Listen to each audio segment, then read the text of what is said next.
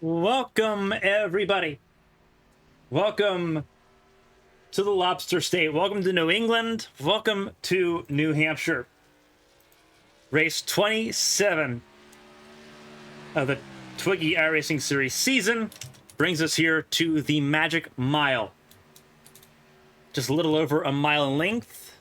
New Hampshire Motor Speedway has been in existence since the mid-1970s. It hosts everything under the sun, from modifieds, late models, obviously premier stock car series. At one point it hosted IndyCar racing, but now it hosts the TWIGI iRacing series here tonight in the virtual form.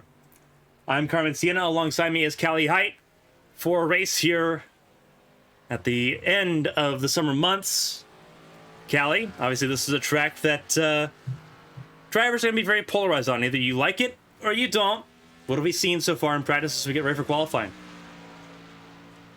Unsurprisingly, the practice charts have Daffin and Watchhorn in a close battle for the peak, with Elkins, Greg, Blue, who is a more recent entry to the series, rounding out the top 5. This is a interesting track it has very little banking to rely on, which will lead to more than one car hitting the outside wall, probably in turn 4 during the events of this race, and probably bouncing back into any track behind them. So the potential for wrecks here tonight are not low. But so far, the pecking order for the timing sheet is nothing we are unfamiliar with. This track is going to be a challenge for a lot of the drivers. Obviously, Alec Daffin won last week. Currently sits at the top of the leaderboard here in practice, but he's typically on the top of the leaderboard in practice at this track. Callie, as you mentioned, very flat track. It is extremely flat. Banking, depending on what lane you're running, it's between 2 and 7 degrees. Only track flatter than this is that of Milwaukee, which is only 6 degrees in the corners. Milwaukee was a race that Watchhorn blitzed the field in. Absolutely. Yeah, that is 100% correct. If we're to expect any kind of results from tonight, it is a repeat of that. Dover, another race we recently had with, although more banking, another track that Watchhorn blitzed the field in. I think, was it all but one car, or every single car was lapped during Dover? At one point, the entire field was lapped. Yeah. So with those two races in mind, both being relatively recent races with a very similar field, all eyes are on Watchhorn tonight. With the forecast is a high chance of dubs for the Watchhorn house. Well, we'll see how everyone starts off qualifying here this evening. Few cars getting on track here. We'll look at Martin Roberg, who is beginning to build some good results there. It looks like a change in car number for Roberg from the 37 to the 5.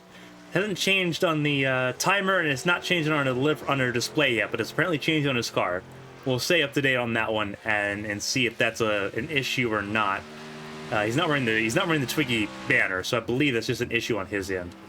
I believe it's an issue on your end.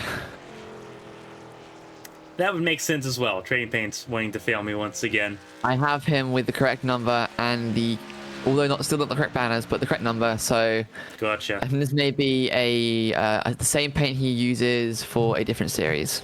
Possibly, but he was the first one on track here, and he's gonna be the first one to set a lap time here in qualifying behind Jacob Elkins. Elkins' first lap. Where does it put him? Jacob Elkins with a 30.88.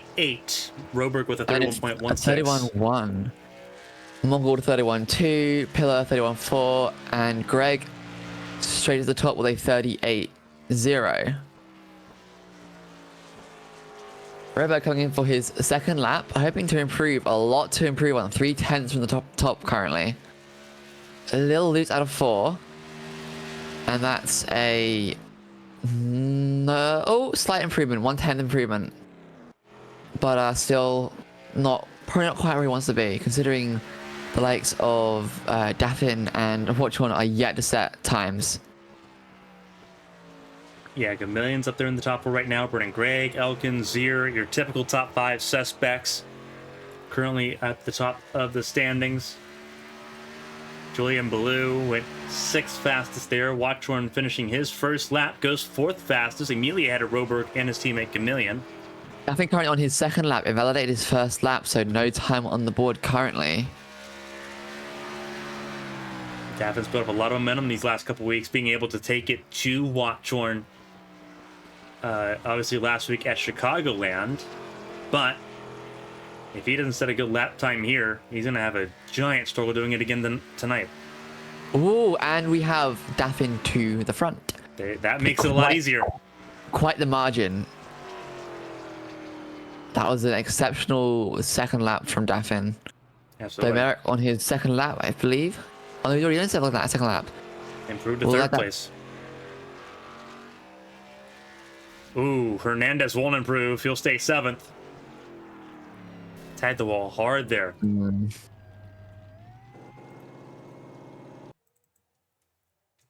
I believe it has everyone.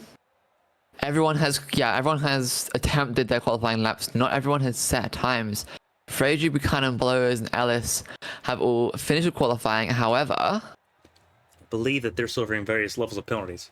Yes, that would make sense. They have just immediately hit that I don't want to attempt tonight button, and we'll be starting from the back 14th, 15th, 16th, and 17th.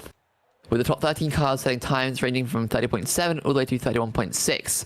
So just under a 1 second gap from first to the last qualifying car. So we're going to wait and see. Obviously, they're going to wait out this timer. Only a minute left. See if anyone joins in and joins the back of the grid late. But 17 cars compared to what we saw at Milwaukee a couple months ago. Going to be a sight to see better. At Milwaukee, the last mile oval, there were 15 cars. And Merrick Watchorn did a phenomenal job to almost lap the field on that one. I think there was only 4 cars on the lap in that event.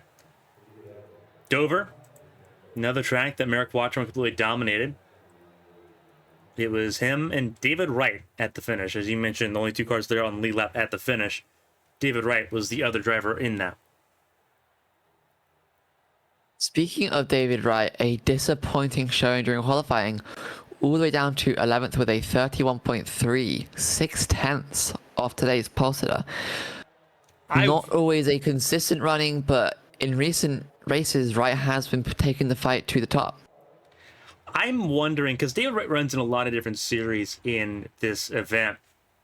I wonder if David Wright is beginning to sort of focus on the ARCS Ace World Cup series when that playoffs, the playoffs there are beginning there in the next couple weeks. He's full-time there. He's in the playoffs there. I wonder if he's beginning to focus some of his practice time on that series instead, because he's had a little bit of a slip in qualifying performance these last couple weeks. You're 100% correct on that. We'll look at the I full definitely starting wouldn't blame him. Alec Daffin, pole position once again. He'll be alongside Brennan Gregg, once upon a time teammates for Summit Esports. Merrick Watchorn behind him in row 2 alongside his teammate Jacob Elkins. Lilac Zier in row 3 alongside Maurice Gamillion. Again, a lot of Toyotas in that top 6, just not in the top spot. Patrick Hernandez in 7th alongside Martin Roberg. Julian Ballou made his debut at Kansas 2 weeks ago. His second start comes tonight alongside debuting Austin Mongold, who we will also see tomorrow night in the ARCS Saturday Night Showdown series. David Wright and Greg Pillar make up row number 6. And as we look a little bit further on down the order, Jack Stanley and Lily Frazier in row 7. RJ Buchanan and Casey Ellis in row 8. Bobby Blowers will make up the back of the field here in row 9 by himself. 17 cars for tonight's race. The grid, as we approach the ending stages of the season, getting healthier and healthier once again after suffering that summer slump.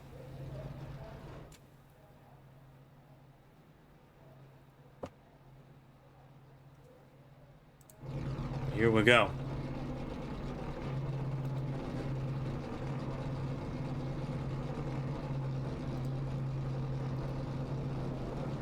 Pace car begins to roll. So to confirm, currently only the 13 car of Fraser has an EOL penalty for tonight. So that leaves Buchanan, Ellis, and Blowers, while not setting qualifying times, not even attempting qualifying times. It doesn't seem like they do have any EOL penalties. Potentially just do not qualify penalties for tonight. So that will have Fraser at the very back of the field for tonight, from the very start.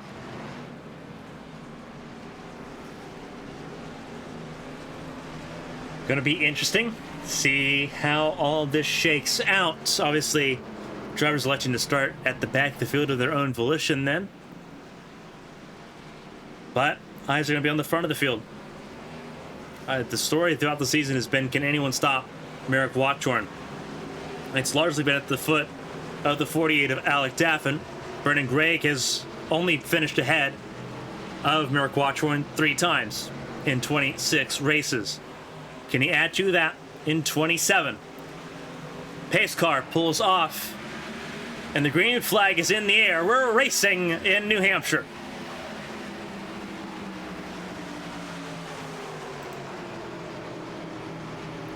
Watchorn immediately drifted up wide, but the top 2 have gotten clear of the championship leader on these early stages.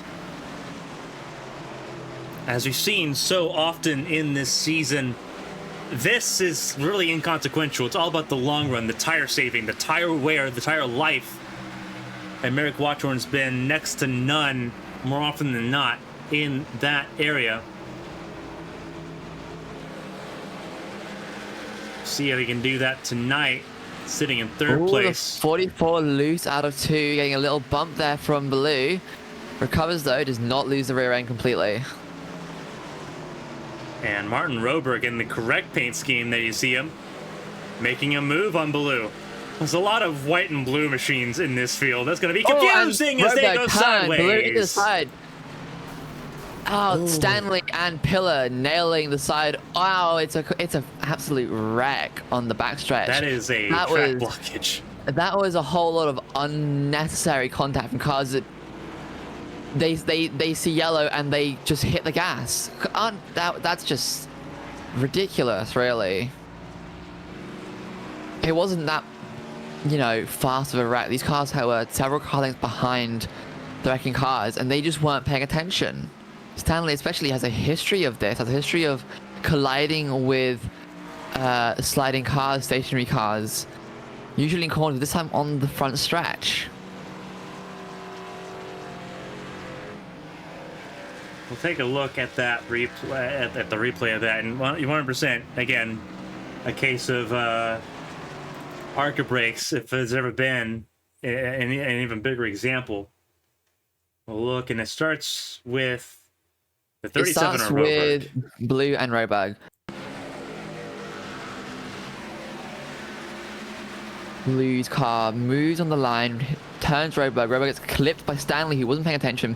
That clip pushing Roberg's car sideways and Pillar just collecting it. And then we have, it was, I believe, Ellis and Fraser just paying very little attention to what's going on in front of them and just being collected by stationary cars. Yeah, again, we'll take a look here. And we'll see if we can get a better angle of how this accident started between Roberg and Blue. We'll see if we can go above. Because it looks like Blue maybe tags the wall and gets a little loose here. That's a little bit too zoomed out. There we go. Go to the chopper cam here. Roberg in the 37, Blue in the 20, and obviously Mongol in the 98 gets a really good look at this as well. Oh, Blue, I think he was pushing tight, and it gripped up all of a sudden on the exit there. Got a little loose, recovered, but the rotation of the car just taps Roberg's quarter, which is, happens. And otherwise, Roberg's car would have been mostly unscathed. It was minor contact up until Stanley, in a world of his own, clips the front left quarter of Roberg's Mustang, sends it 90 degrees parallel with the racetrack, and then Pillar just collects it and ruins the rest of that car. Stanley ultimately getting what he deserves, being collected again by Pillar and Fraser, who in their own minds were not paying attention. Three separate cars, not paying attention, ruining their own cars as well as someone else's. Fortunately for them, there are fast pairs in this series, so they have one more attempt to make some moves. You have to forgive me for not being confident in their abilities to stay out of wrecks, though. As we get ready to go back to green here at New Hampshire, 15 cars will take this restart. Blowers did not take the start, collecting the last place points there and taking his ball and going home. And Casey Ellis still in pit lane at this time. So let's rack up and try again. Daffin, Greg, Watchorn top three. Way better start there for Watchorn. Daffin has a good start off that one. Already a huge gap forming from the 44 car backwards. Although they are 3 wide into 1 from the 43, 99, and 95 car. All those 5 cars are, some of them are going to be more angry at others than the other cars, but they are hungry for positions now. All misfortune by the early collision and now in need of positions and places. And at the front, still side by side between the 42 Toyotas and 99, Buchanan and Wright getting into each other, but recovering out of 4. A lot of physicality. Wow, Frazier got a bump through the corner by Buchanan. They held onto it, but very physical still further on in the back. As Watchorn claims second at the front from Vernon Gregg. Ellis only now just exiting the pits. Staying 3 minutes in the pits now. 2-3 laps down, did not use their fast repair, and still has modified. I'm not sure what their strategy on this race is, but I do not think it's going to play out in their favor. Not as it currently stands. No, Austin Mongold out of this race as well after only 4 laps.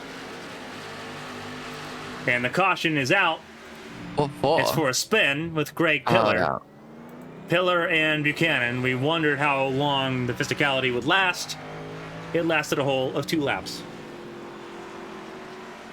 And then again, both these drivers were involved in the first caution.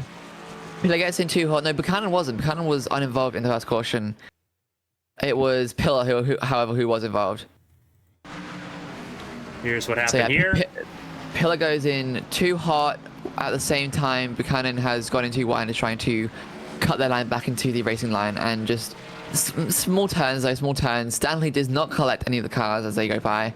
And everyone gets off relatively scot-free. Minor fender damage and bumper damage to both cars. However, minuscule damage. It's all fixable. Very fixable.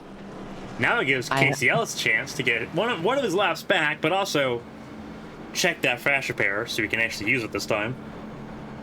I would suggest it, though. I'm not inclined to make him do anything he doesn't want to.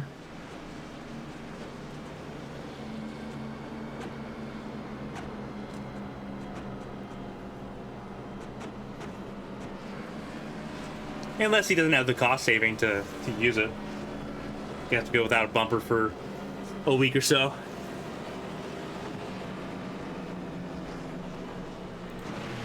Casey Ellis.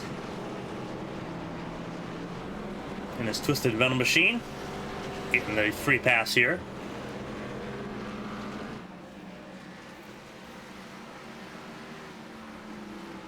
He'd probably be advised to not come in right now, but wait a lap.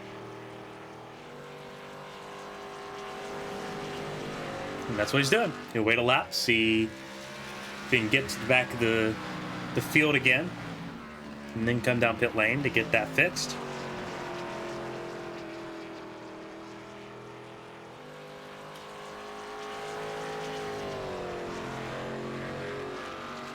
So our hard charges tonight so far, only one really. Frazier up 5 positions, surprising considering their early contact. However, any other big winners so far, any other big losers other than Mongold, who is down 6 and out of this race? It's varying levels of 1 up, 1 down, 2 up, 2 down. No real winners or losers so far in this race. Everyone is relatively close to where they've started, other than Frazier, who has sent it up the field. A driver who is known for aggressive early stints and usually suffers the consequences later in the run.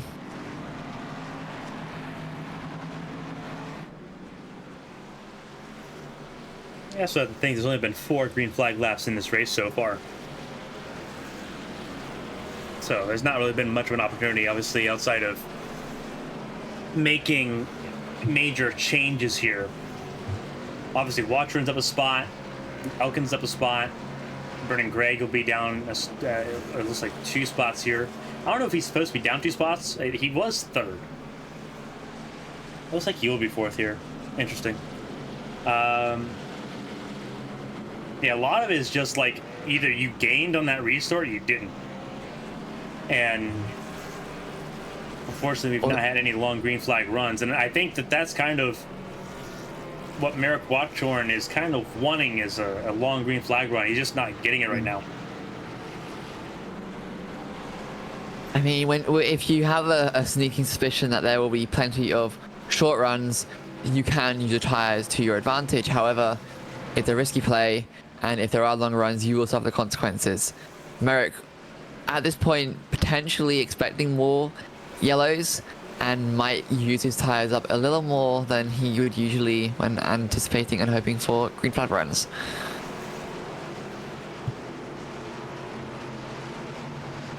Coming to lap 14 of 180 here in New Hampshire.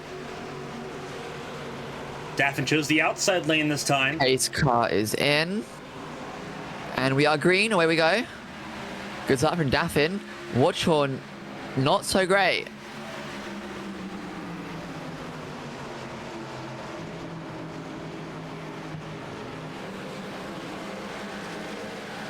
Sticking side by side through 1 and 2.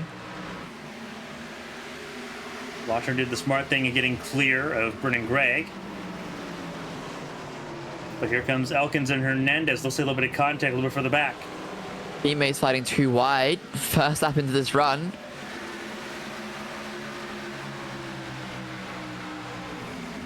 Hernandez trying to march forward. And they're going to make a little bit more contact.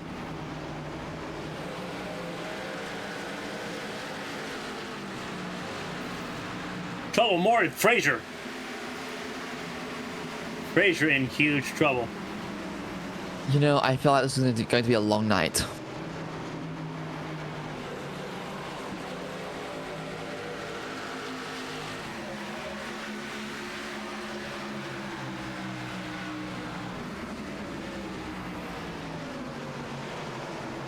Frazier in 10th, battling with Gamillion for 9th place.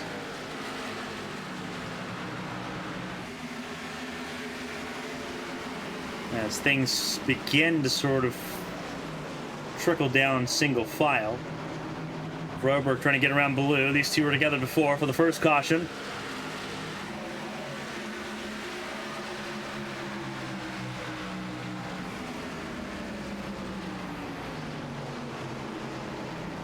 Blue drifts out wide. Broberg.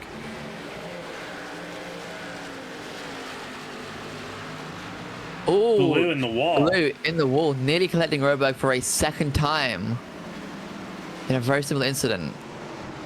And Frazier up behind. That was almost 3/5 of the turn of the lap 1 accident all over again. Some repeat customers, maybe. Yeah. Blue hoping for an inside lunge past Frazier.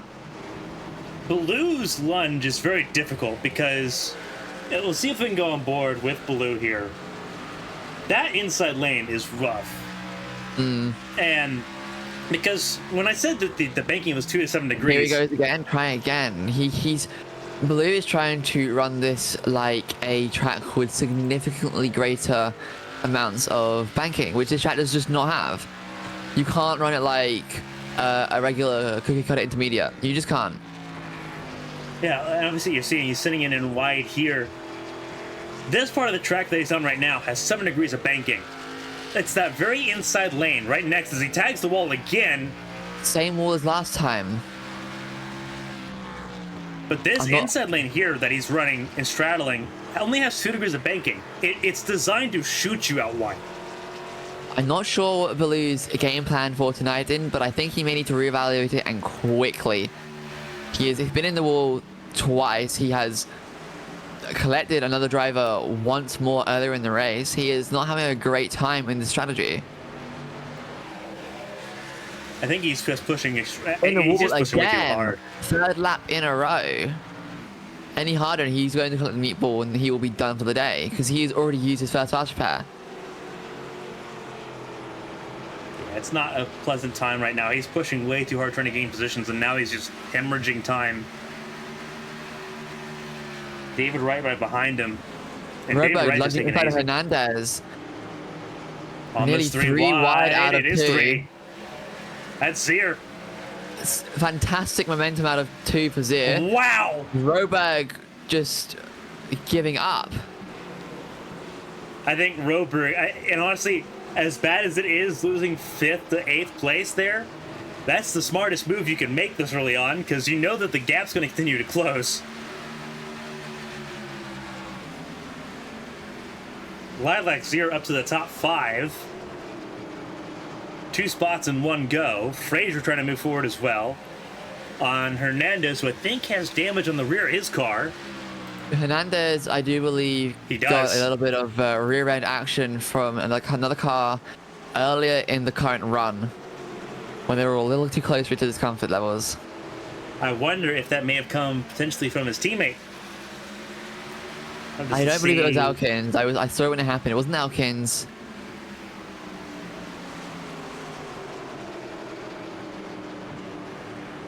You have to look to see who's got damage on that nose. Fraser looks pretty clean so far, but Fraser trying to follow Zier up through. Wright has some scuffing. Obviously, Baloo is getting there. And Pillar also. I believe it was Pillar who may have. Yeah, I think looking back, I think it was Pillar who went into the back of Hernandez in the first few laps of the last green flag. Obviously, with it being a little more, Fraser's not going to help contact. it.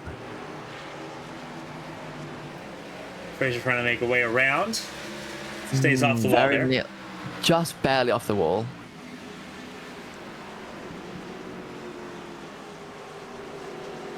Very interesting seeing more and more of these cars running outside of these middle 2 lanes.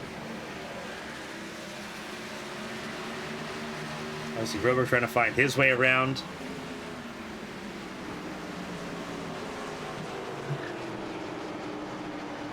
Fraser hoping she can find her way around. At the front of the field, Watchorn has done the inevitable. He's taking the lead of this race. Everyone put on your shocked faces. Running order, Watchhorn, Daffin, and everyone else.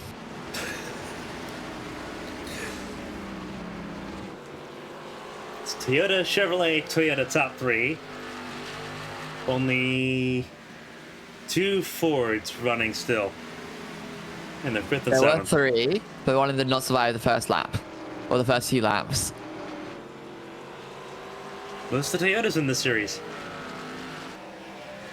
A frequent occurrence. Yeah, for this series, yes. For us in general on AVN, no. No, of course, HGL last season was a Ford-dominated season. Now it's more evenly split. It's still, what's it like in ARCs? It's mostly Fords. Interesting. HTL, so you don't want HTL, it's still mostly Fords. Like Ford's almost double, or almost the exact same as Chevrolet and Toyota combined.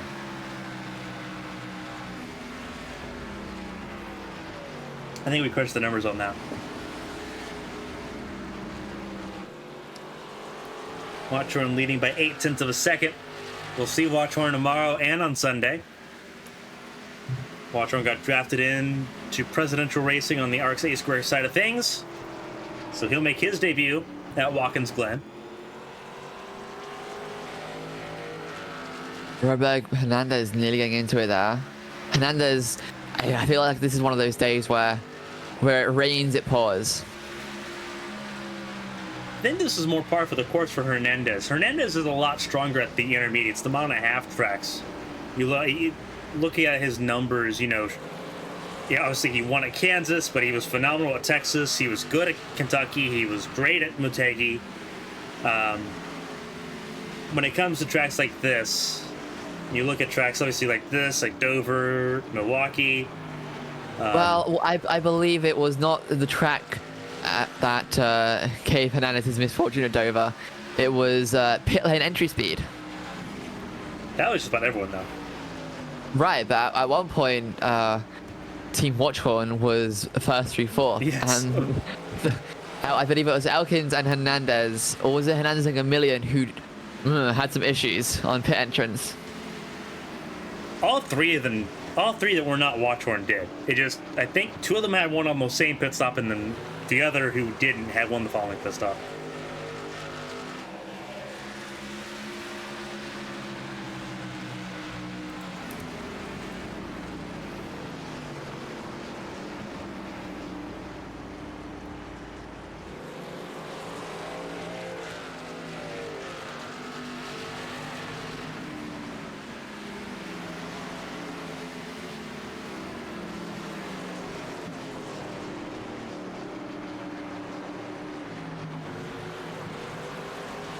Had two cautions so far in this race as we hit lap 32.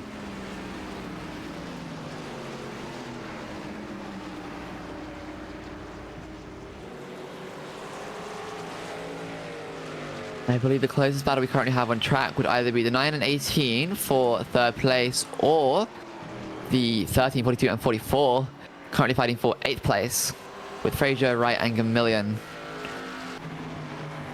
Cars of varying levels of pace on a traditional track, they're currently running around the same,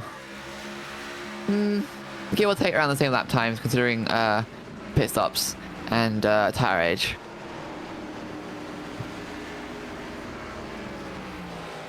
Obviously, the more that these drivers battle, the worse that their tires are going to get.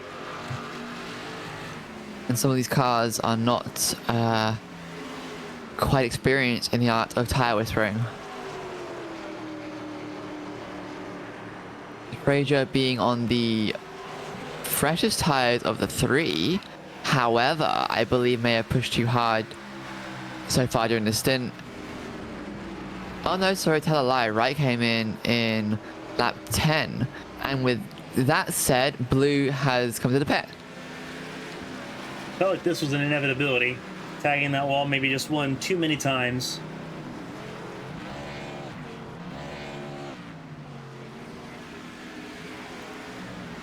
Watchhorn will go ahead and put him a lap down here. Yeah, so I think Blue is currently serving mandatory service as he struck the outside wall of turn 1 and 2 on lap 33. Quite hard, a lot harder than his prior hits out of 2. This was during 1 and 2 on the outside wall, so mandatory service, fast pair has been used, which surprised me because I would have imagined he had to use it during first collision. I imagine now doing fuel tires, and then we'll be out relatively soon. Or not. It looks like Blue may be done for the night. I would not be surprised. Definitely not a confidence-inspiring running for tonight so far.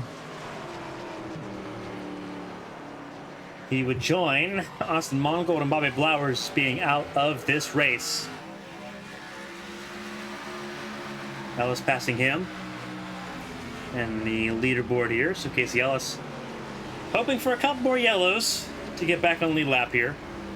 Only 2 laps down. But the only driver off the lead lap at the moment. Watchhorn and Daffin still nose to tail there. As Gamillion and Fraser keep battling.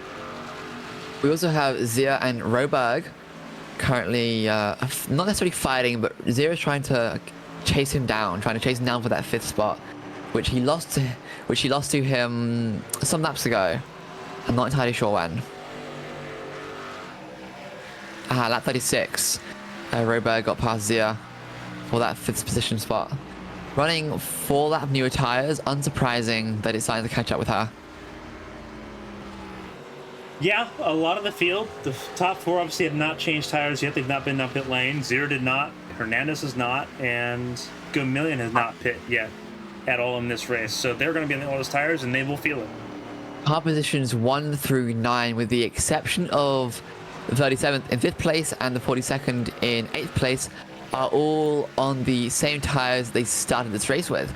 Robert coming in 4th with that early collision and caution.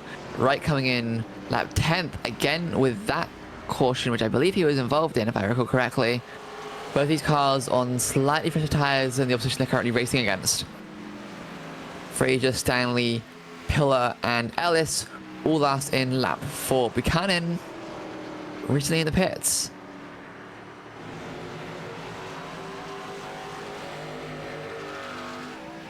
Unsure why. Maybe in a similar situation as what Baloo was in. Baloo's race officially over after 33 laps. It does not look like Buchanan hit the wall Great at pillar any in. point.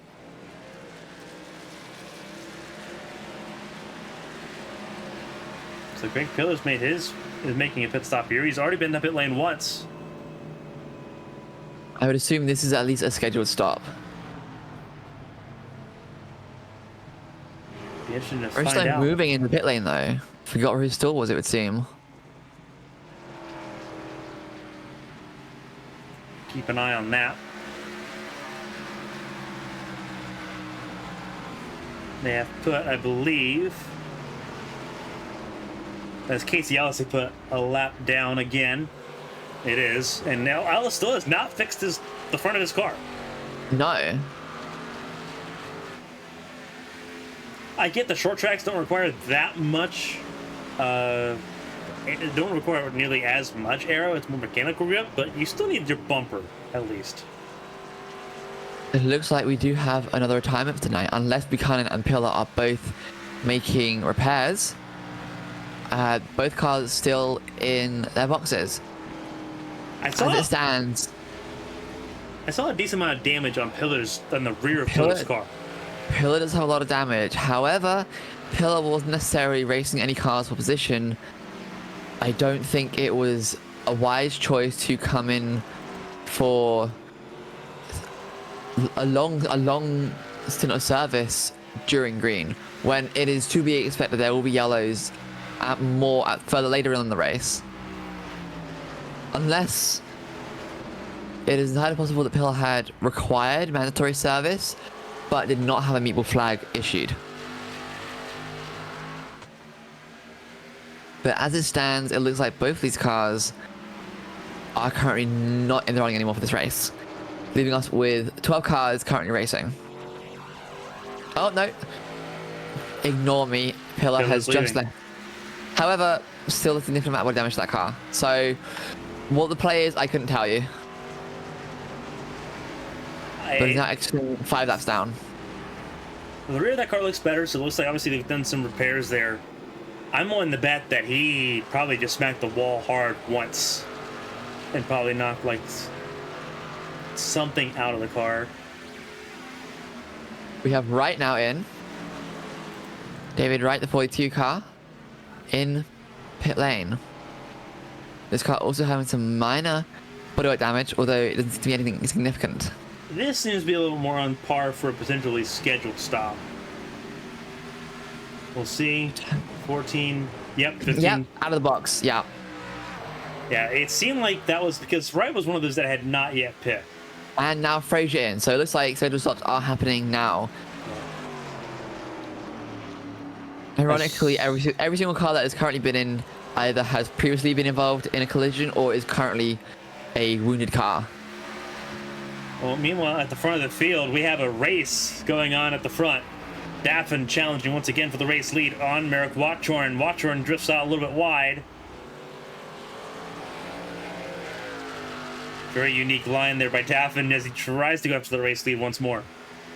Would that line not have warranted a pit lane exit penalty? No. Interesting. Because the pit lane, so anytime you get a pit lane exit violation, it's when you've exited, obviously you've exited through the pit exit line, cones, and you have to follow the pit exit, like the actual pit exit lane. When you're just crossing over, like under racing conditions, and you've not come through pit lane, there's a trigger that he's bypassed to do that, so it's fine. Okay. It sure would have been an awkward way to end this fight for the lead. In racing conditions like what we're in right now for these two, it's no different than using the apron like at Kansas or at Las Vegas. Okay.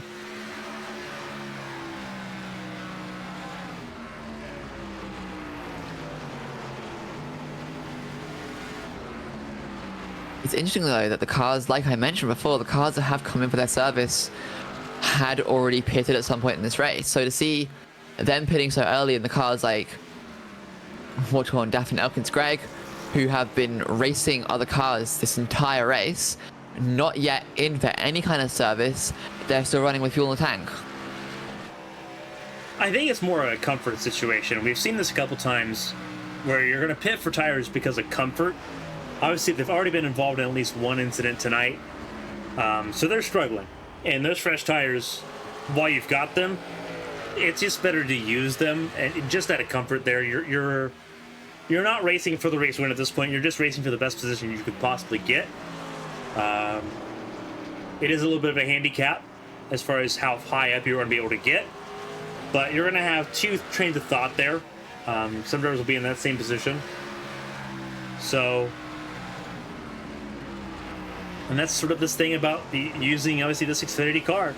You're going to have drivers that obviously know what they're doing. We're looking at two drivers that know what they're doing.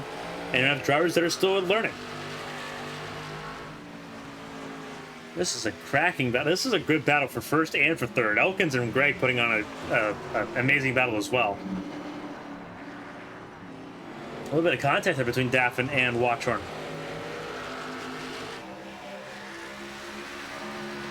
Just keeping each other honest, I think. Can't get much more honest than this, that's for sure.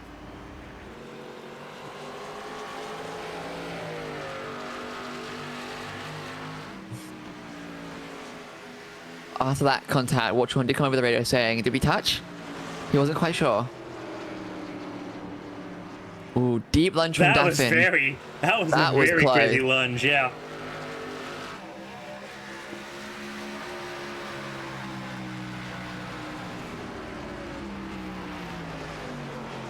Daffin's looking desperate to take the lead of this race.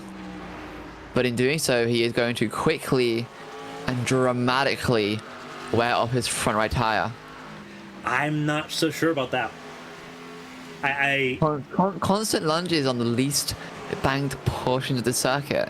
Well, inversely, with Watchorn's having to run a lot wider than he typically wants to. I've seen Watchorn on repeated occurrences run outside of like that smooth patch of asphalt, where he's having to run sort of in that that fourth and fifth lane. He leaned on it there a little bit too. That's a lot bumpier. It's a lot more abrasive. So Watchorn's not getting away with this either. They're just wearing different tires out. Like Daffin's leaning more on the left front, more on the front in general, whereas Watchorn's leaning on the right side tires. So they're both going to start losing that car. It's going to be interesting because Daffin's going to get more and more tight, whereas Watchorn's going to get loose. Ellis has taken more service. Do you want to guess how much damage is still in that car? A lot. All of it. And Daffin's like, I'm still going to use that inside lane.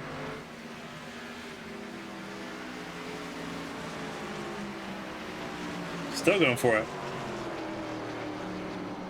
Now they're starting to find more traffic. Stanley coming up. Let's see if he'll make it easier or harder for any of our T-Running contenders today.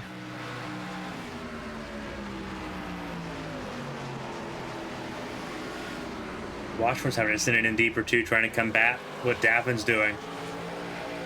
Daffin got it to step out. Very loose out of two there. I was expecting Daffin to deal with understeer a little more as he's been doing this. he's getting that car to step out loose. That's interesting. It's a little More bit tight contact. here. Ooh. A little bit Doring. Watching a better run out of 4 now. Yeah, Daffin got out of it big time.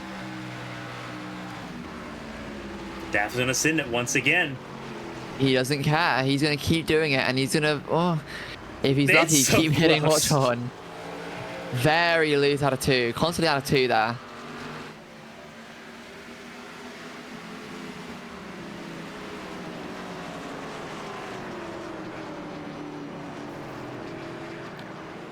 A little bit of bumpering going on there. Stanley did get out of the way. We saw that. Nearly didn't in time. Zia coming in for what I expect to be a scheduled stop, lap 58. So given Zia has been running the same strategy as our front runners for the entirety of this race, I would expect them to come in over the next 3 or 4 laps.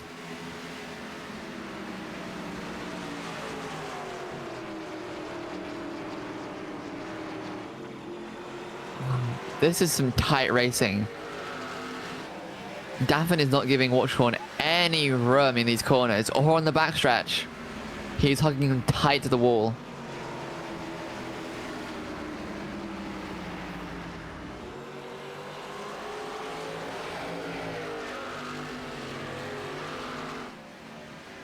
This is actually an amazing battle right now. And it's I'm still just really wondering- good at the front in third place too. I'm just wondering how long he can keep this up for until either his tires let go or he lets go and makes a mistake. It's going to be interesting to find out. Ooh, contact there! Watchorn and Daffin. As Watchorn came off the wall. Now they've switched sides. Daffin on the outside, Watchorn on the inside. Yeah, Will there be a Watchorn. difference? Oh, Daffin back in the wall again. Slight brush on the wall. But Daffin does now have this race lead. He got what he wanted not- out of it. He did, but he may have paid the price for it. A little bit of damage to his car.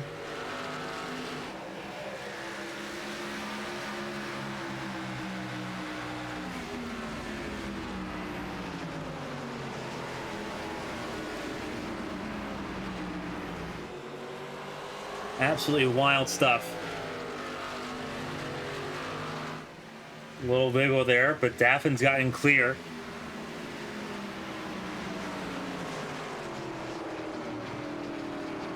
This is incredible. And again, still really good battling here for third place as they've navigated the lap traffic as well. This is Elkins and Greg doing outstanding stuff.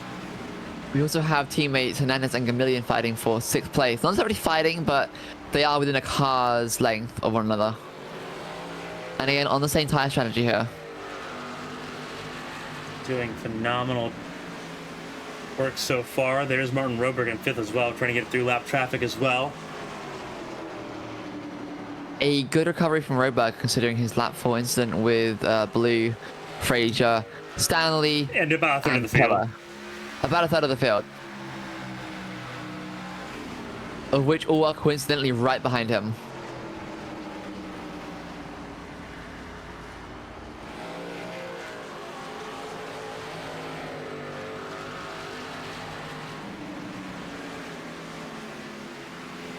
So we have Roberg coming to the pits now for a scheduled stop.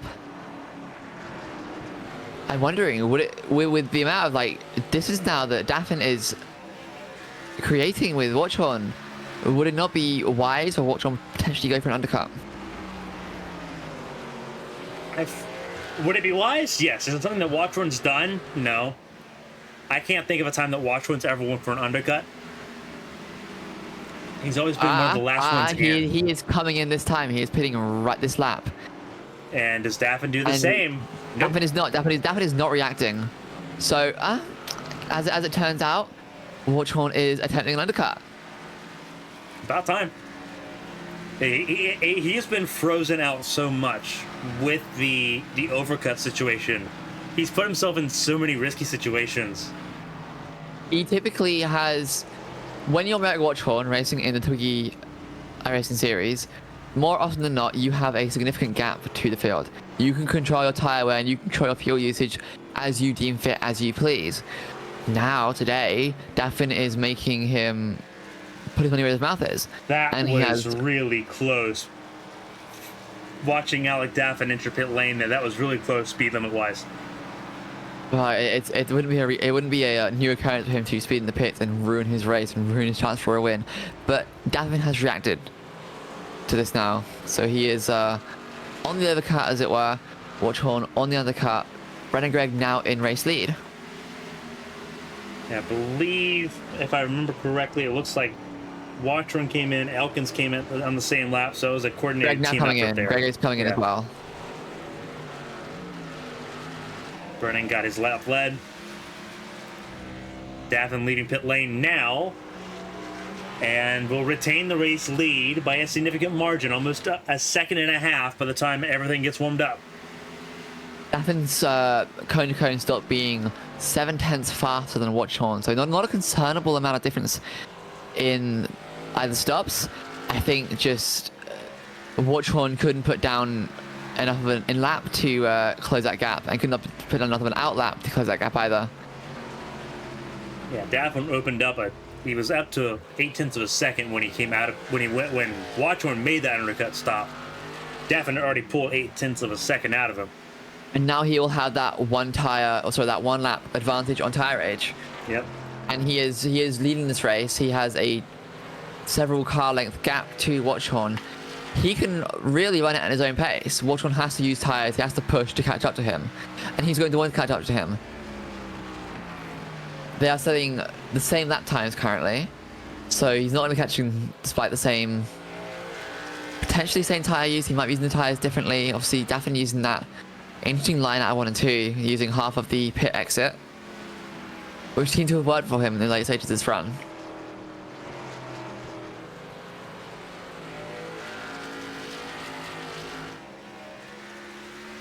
Brennan Gregg, on the other hand, did not have a good stop.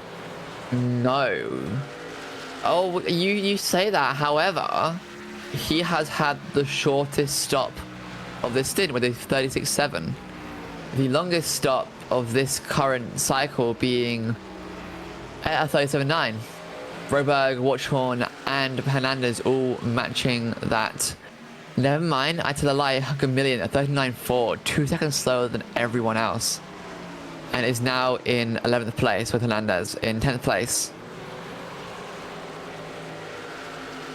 Not sure how Gregg lost so much time. Poor outlap, poor inlap, potentially the cause of this. Potentially traffic in the way, slowing him down versus his competitor for this race, Elkins, who clearly did not have the same incidents. And is now clear from Gregg. Well, not so much, only 2-3 car lengths, but a larger gap than when they came in. I think it's because the additional lap that Gregg spent out of pit lane before he came in, that additional overcut lap, did not help. 2 laps extra. He'll be hoping that he can use those 2 laps to his advantage during this run. He needs some sort of advantage here, because him and Elkins were almost inseparable on that first run. Elkins getting loose out of 2.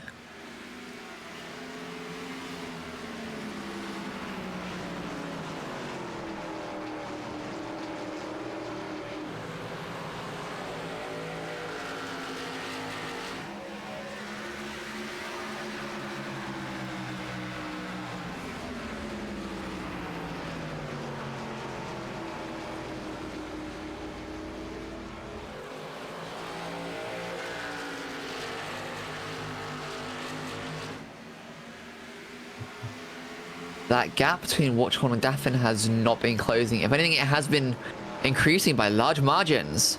Daffin is absolutely running away with this race. At the moment, yeah. Over 2.1 seconds, almost 2.2. However, he has just encountered that traffic in the form of Gamillion, a teammate of Watchhorn. This could reduce that gap a tiny bit. Gamillion isn't letting him by. He's making Daffin work for that pass, which is exactly what Watchhorn is going to need.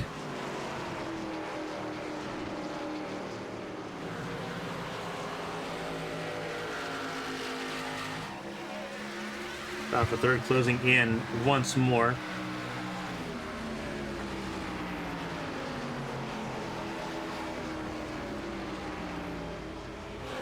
Raffin side by side with a million into 3, trying to clear the lap car. Teammate of Watchhorn does so. And can now resume his race lead without being under threat of lapped team cars.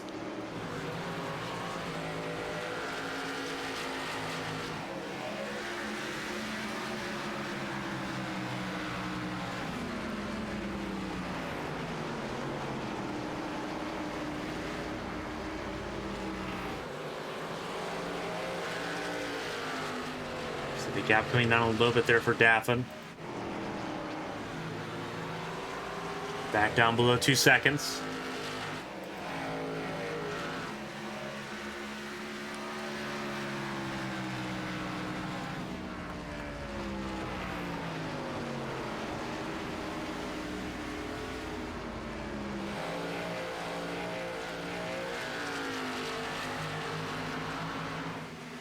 Keep an eye on that gap as it closes more and more.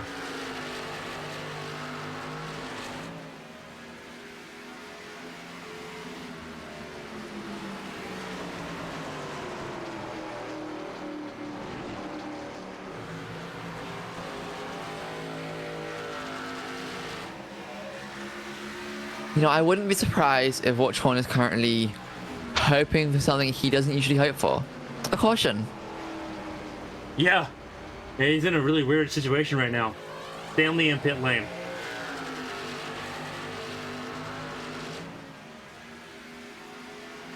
Out of the third, once again, within touching distance between Elkins and Greg. I have fantastic news. Yeah. Ellis has swapped in the modified for an Xfinity car. They have their front clip back on the car. It's a Christmas miracle. And it only took 13 laps behind.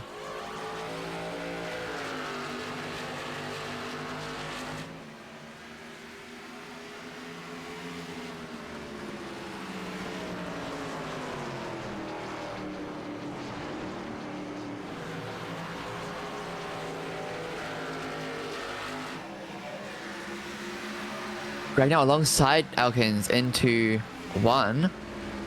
Not anymore.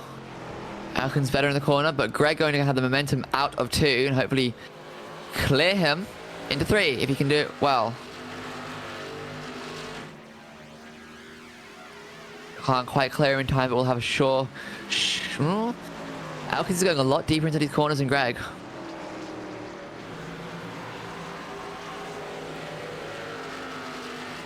And he's getting the momentum out of these corners too.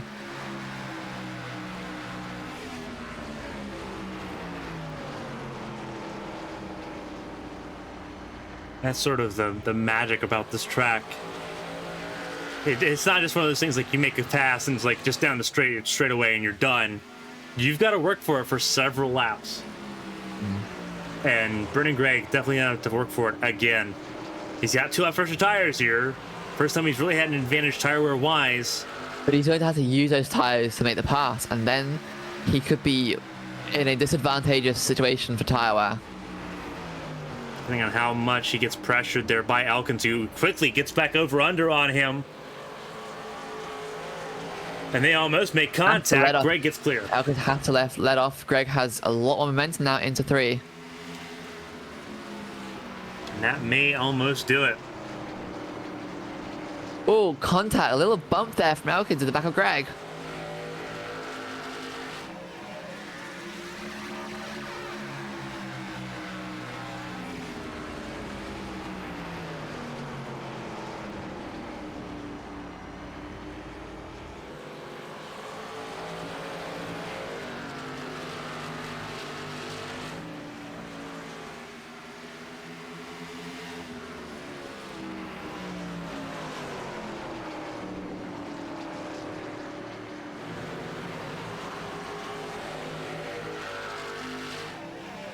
Well, here we go.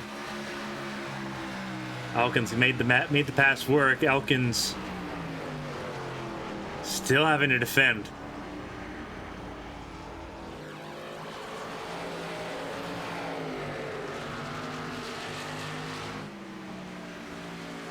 Elkins is giving it everything he can with that Toyota. Oh, However, Elkin, or if you Bernie notice Greg now, all this fighting, Roberg has caught up. A few more laps, a few more tough door-to-door wheel fighting from these two cars, and Roberg will be in contention to fight for that third spot, that bottom step of the podium. And we know he has the pace for it, and he's on the same tire strategy though, anywhere from 1 to 3 lap tires older than Greg and Elkins. The potential is there, and he has caught up nicely.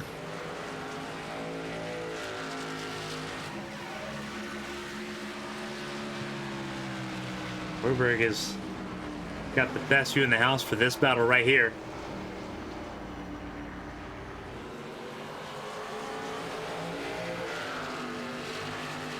As Washburn continues to try to chip away at it.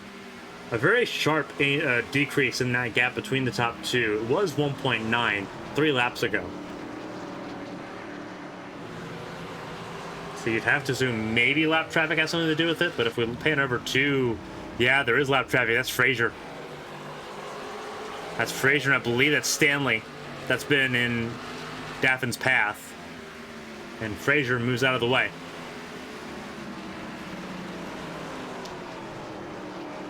So that slowed Daffin up for sure.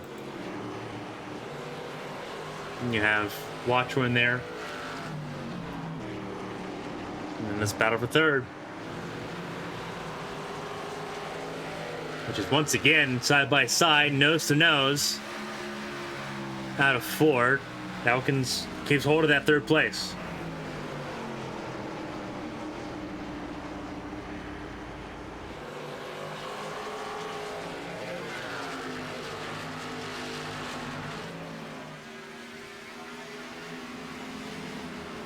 Battle for 6th place is also heating up with Wright and Zier. However, Wright is on an alternate strategy, 10 lap older tires than Zier. I expect a pass to be made relatively soon for these two cars.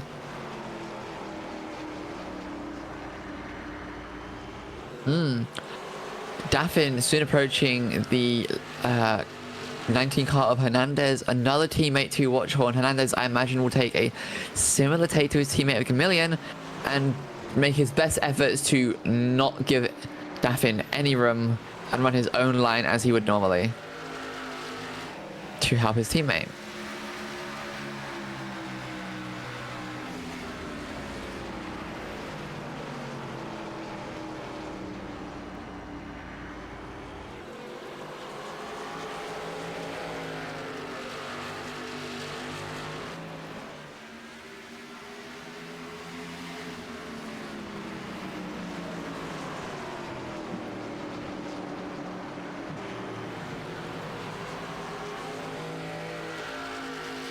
There are battles going on here. I don't want to leave this battle too for long, but here's what's going on between Zier and David Wright.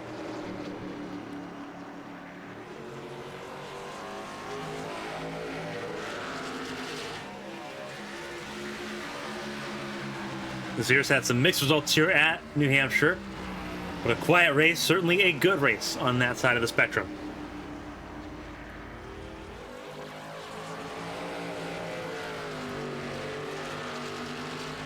Can't put those 12-lap tires difference to good use right now. Still stuck behind that 42.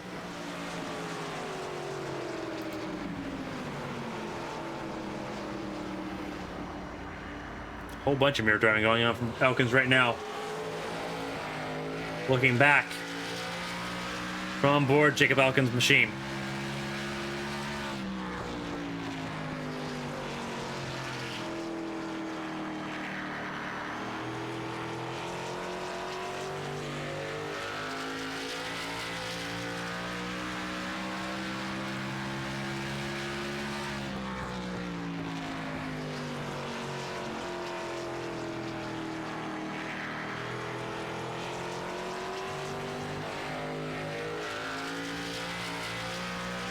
I think if I was Roberg in this situation, I would I would have used up a lot of my tires to get into the situation. I would sit behind these cars and I would try and preserve my tires for as much as I can for the remainder of the run. As long as I can maintain my pace with these cars, they're not going anywhere.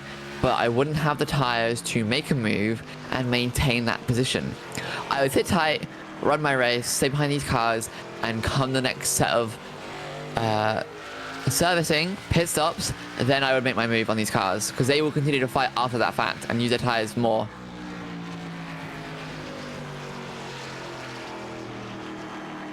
And it looks like from some of these lines, they're getting there in terms of tire wear.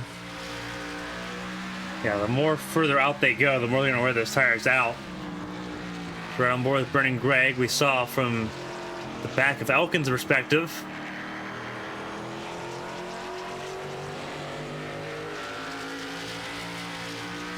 Just crossed over the halfway mark of this race.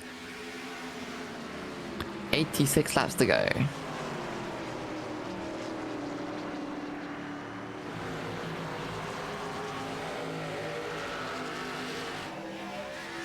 You can probably chalk this up to being one of the most physical races on the calendar in terms of just how long this race is going to be and obviously how much they're battling right now. Daffin and Watchorn, they've gotten to about a second in difference here. Watchorn closing that gap in. Once they get a lot closer, we'll pivot to that battle too. Some serious work going on.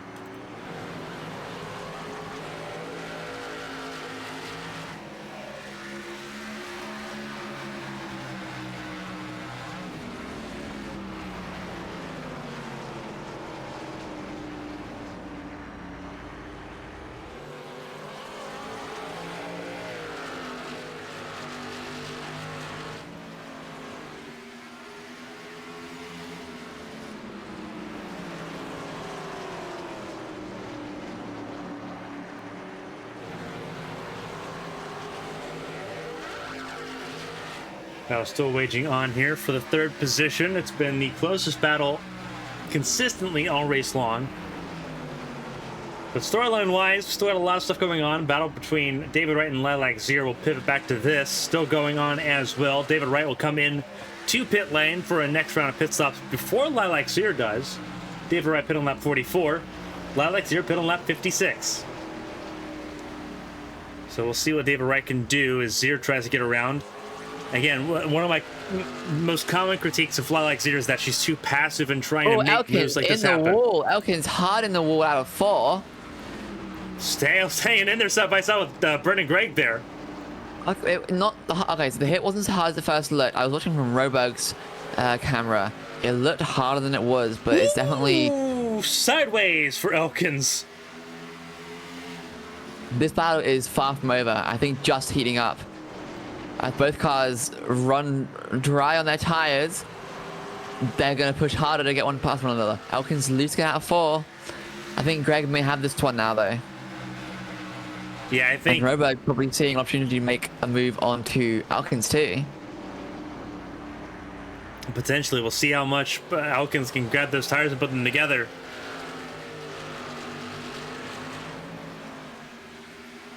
Going through into turn 3 and 4. Elkins Brendan Gregg running wide too, so Gregg's tires aren't happy either.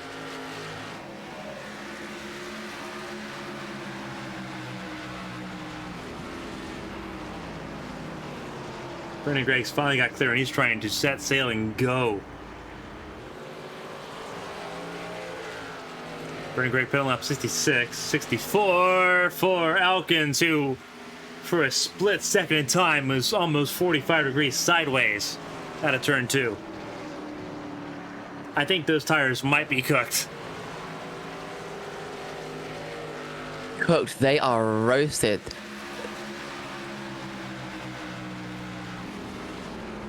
How aggressively does Roberg How do you push like it? your tires? Is that them rare, medium rare, or absolutely done?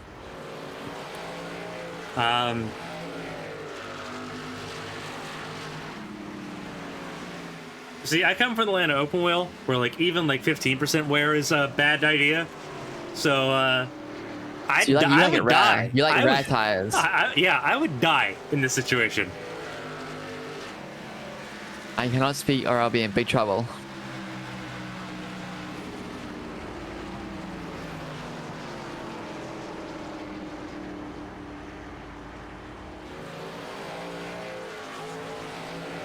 Elkin's still struggling here. He's lost almost a second and a half to Brennan Gregg here in these last 5 laps.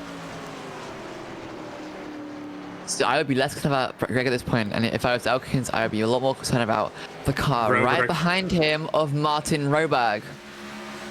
A fantastic recovery so far in this race from a 8th place start to a 4th lap caution collision, sent all the way down to the end of the field, and now back up into 5th place. 3 up from his starting position and looking at 4th. Yeah, it's not a bad recovery for Roberg at all. There's still a lot of race left. Looking at 77 laps. We have about 25 laps left on this stint, and Elkin's tires are cooked. However, with the laps remaining in this race, it would not, if his tires are absolutely done, it would not be a poor choice to go maybe 10 laps more and come in early. I'm going to counter and say that it may not be a smart decision. Well, I think staying out isn't any better because those tires are done. His car is so the going to be situation here. done. So I'm looking at the number count. So you're wanting to go at least 60 laps on.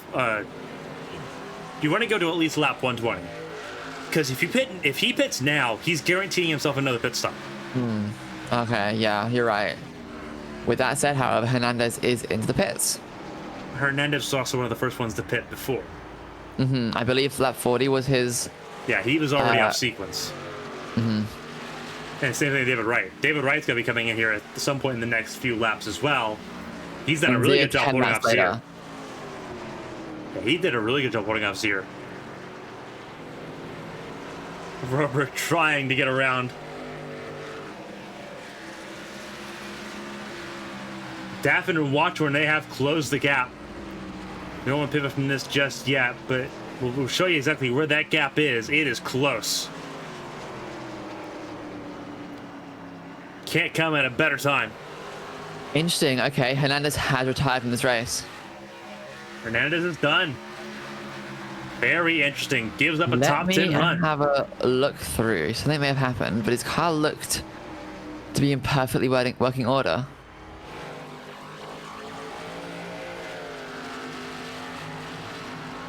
No, nothing out of the ordinary from Hernandez. Was running 8th place at the time, just had enough. That leaves us with only 7 cars remaining on the lead lap. Some of those positions will change as pit cycles go through, but as it stands, Daffin through to Zier are the only cars currently on the lead lap.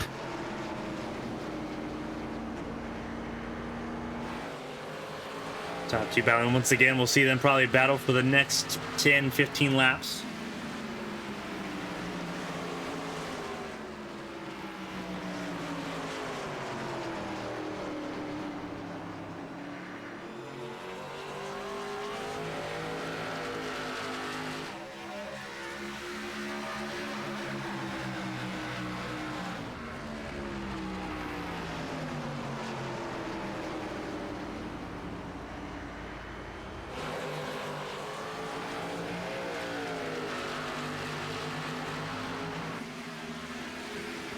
A lot of lap traffic ahead for the race leaders here.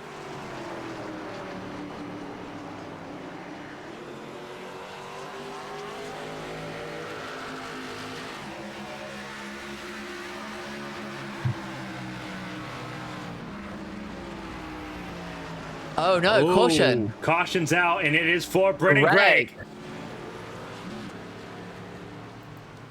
What has happened to the 18? We'll I can take a tell look. you wouldn't be surprised. Oh no. Sienna just gets it too hot, goes high, and just... Oh no. I feel like it is race in and race out. That 95 car has some sort of incident that is easily avoidable. on the list of events that are silly, I think that takes the cake so far tonight. And that was after Brendan Gregg had fought for the better part of 50 laps to get through the podium and spots. now it's all gone to waste. Elkins has been saved by the bell. And Roberg. Roberg's got that spot too. Well, true. However, Roberg was, I imagine, looking at Elkins with hungry eyes. And now he's looking at a podium with hungry eyes. And Greg is looking at a recovery. More so than he already was. I think Greg's looking through the red mist. Is what's going to be happening right now. But this allows, and this buys Daffin out. Because Daffin was struggling at the end of that run. But very crucially, as it sits right now, everyone has to make another stop within like the last 5 laps of this race. Or cut your pit stop early. Because you cannot make it 70 laps. Or hope for more cautions. That works too. Elkins stays out. Elkins stays out. Interesting. Bold choice. I wonder if it's just to lead a lap. I wonder if that's it. Well, that could be it. Every little helps. If anything, just some momentum. Like, hey, I led a lap here. Because granted, it'd be a smart move. It'd be a 300 IQ play if like he stayed out, pit on lap like 126, lap 127, and was good to go to the end while the rest of the field struggled and had to make another pit stop. Like, that'd be hilarious. But he's going to come in. He's going to do the smart thing. Fraser looks like she'll try to get a lap back here. She'll only be 1 lap down. But at the same time, Fraser put on lap 90, so it's possible. That's not out of the realm of possibility. You'd be hoping for another caution right off the bat. But it's not impossible for Fraser. Because Fraser would be the first car 1 lap down. No, Fraser would be on the lead lap. Okay, never mind. That changes things a little bit. Still hoping for a caution, because then you can change tires and be on par with everybody.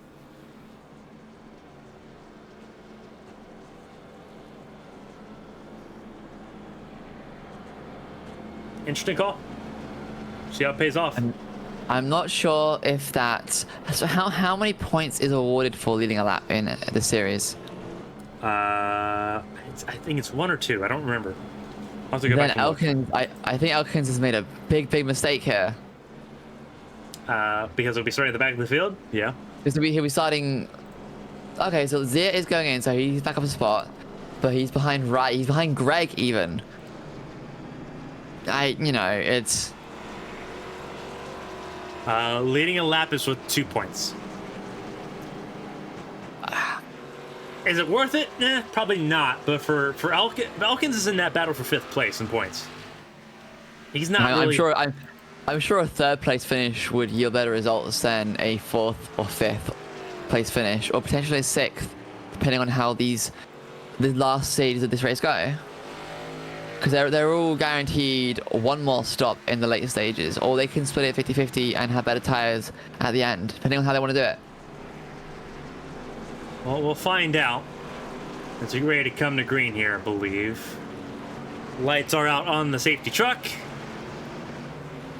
It's Daffin, Watchorn, Roberg, Gregg. Chase car in. Here we go. 3rd restart of the night. Once again, Daffin with a really good restart. We have some big losers with that start because the right side bar from the 5th row back wasn't there. It wasn't going to be. A lot of the drivers that came in on that last lap of caution, they will start single file. Oh, okay. Importantly, keep an eye on Gamillion and Zier, because they topped off with fuel. Mathematically, they can make it to the end from there.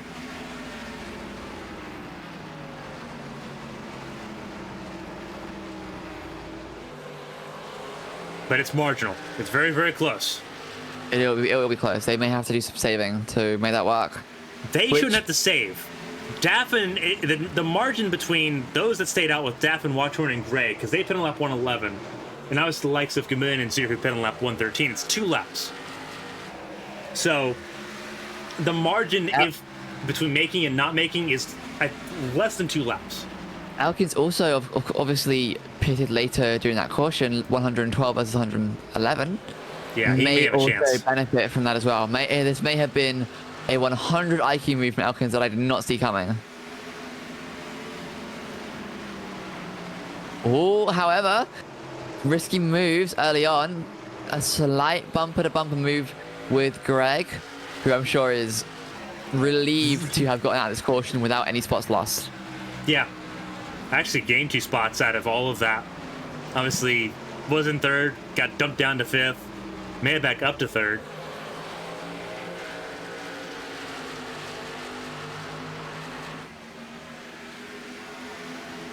Yeah, there's 3 ways that pit stop cycle under caution could have played out. Obviously, the leaders went the first way, which is just pit on the first lap of caution and sort of just ride with it.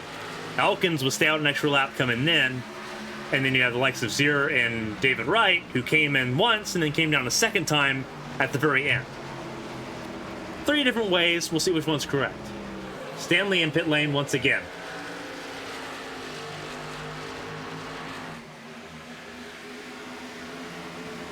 For everyone's safety, I'd hope to park it.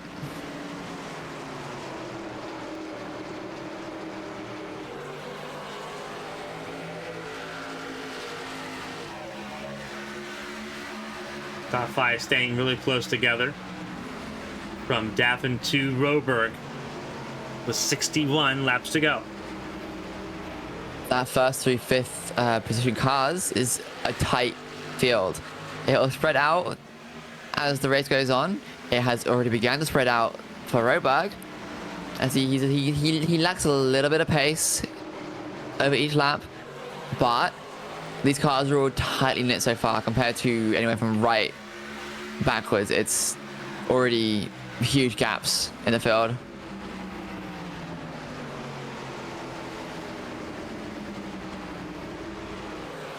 He's just there to capitalize.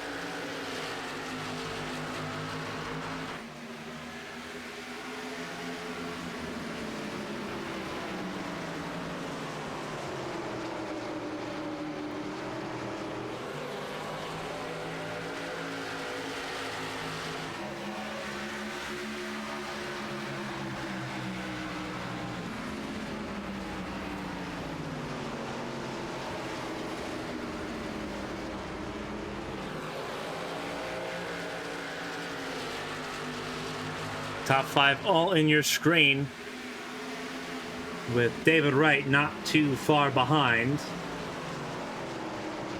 Elkins going for that battle with Brendan Gray for 3rd once again.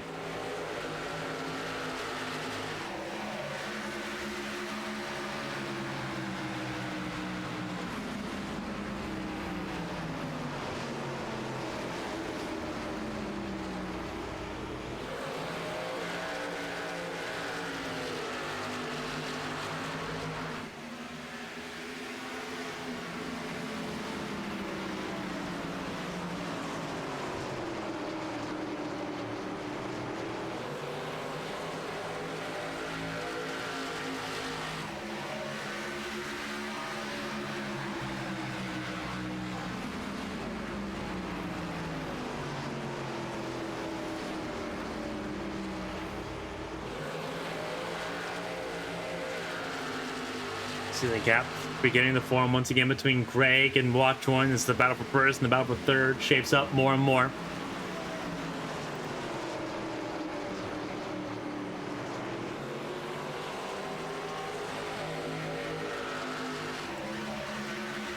We'll begin working through the field. Alec Daffin, obviously trying to get 2 wins in a row, something he's not done since June when he won at Bristol. That was when he won Charlotte and Bristol. He's trying to make more of that and add to it. Obviously, at this point, if he wants any chance, just at 2nd place in the championship standings, wins are the only way forward for Alec Daffin. Same can't be said for Merrick Watchorn, who sits obviously so far clear, 532 points clear. He can ride with these second place finishes. Now, just in case you were upset to find the Greg Elkins battle run out of pace earlier in this race, don't worry, it's back. And here comes Roberg right behind them. Yeah, this third place battle is intense. Vernon Gregg, second place in the championship, continues to lose points to Merrick Watchorn. It has been a slippery slope for that 18, where more often than not he's been second best. Right now he's battling to just be third best at a track that he has obviously been matched up pretty well on with Jacob Elkins there in the 4th position. Elkins 6th in points behind, and Lilac 0 in the points, ahead of her on track. That lap lead could be important come later in this season. They are separated by less than 40 points. Right now, as it sits, Elkins would close that gap by over half. So, a very important battle there for Elkins, as he wants to get into the top 5 in points and join his teammates up there. But he's got to get through Brennan Gregg, and he's got to worry about Martin Roberg, who's just here to play spoiler in that top 5.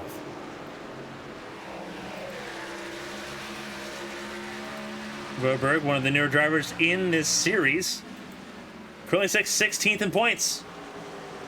His best finish in this series came at Dover, another mile track, where he finished 4th. He's finished 10th and 11th the last 2 races. Looking for a little bit more consistency here in this top 5. So far, showing a little bit more of that promise that we've seen from him earlier in this season. Roberg, much like Wright, show very, very strong periods of pace, but either... Sorry to cut you off, but contact between Daffin and Watchorn at the front of the field. Either these moments of pace do not last the entire race, or they are burdened with bad luck and cannot capitalize on their advantages.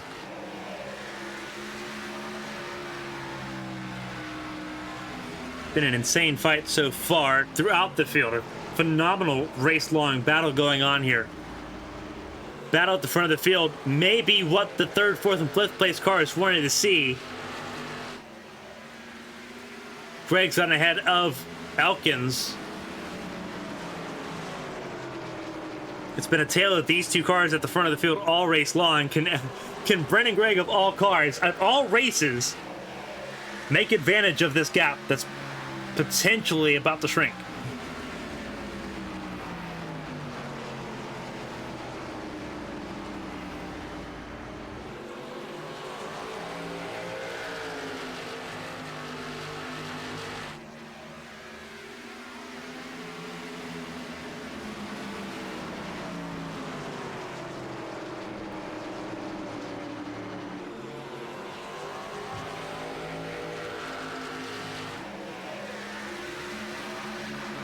"49 laps remaining in this race. We have 9 cars currently on the lead lap, and we have 6 retirements and 1 did not start. That leaves us with 11 cars still running. Pillar is 5 laps down. Ellis is 42 laps down after what felt like a year's worth of time in the pits. But then their front clip finally got put back on. They found it. And they are running ultimately to just... they're hoping, I imagine they're hoping to pick up some laps back. And at this rate, they'll finish 11th. They just keep ringing laps for the remainder of this race.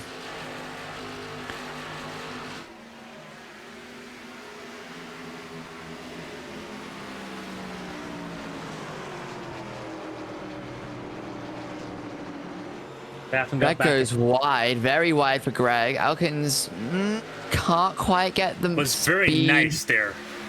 Almost made contact with him.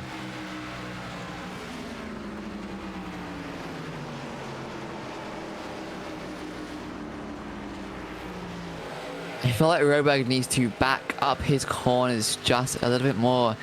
He seems to find himself catching the rear end of Elkins too often and destroying his momentum out of the corners. And then he has to work even harder and push his car even harder to try and maintain that gap. Elkins are going wide out 3 and 4.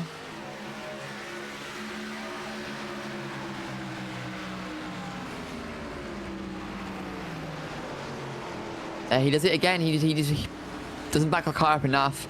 Has to slow down even more to not collect himself with Elkins, and then has no momentum and speed out of the corners.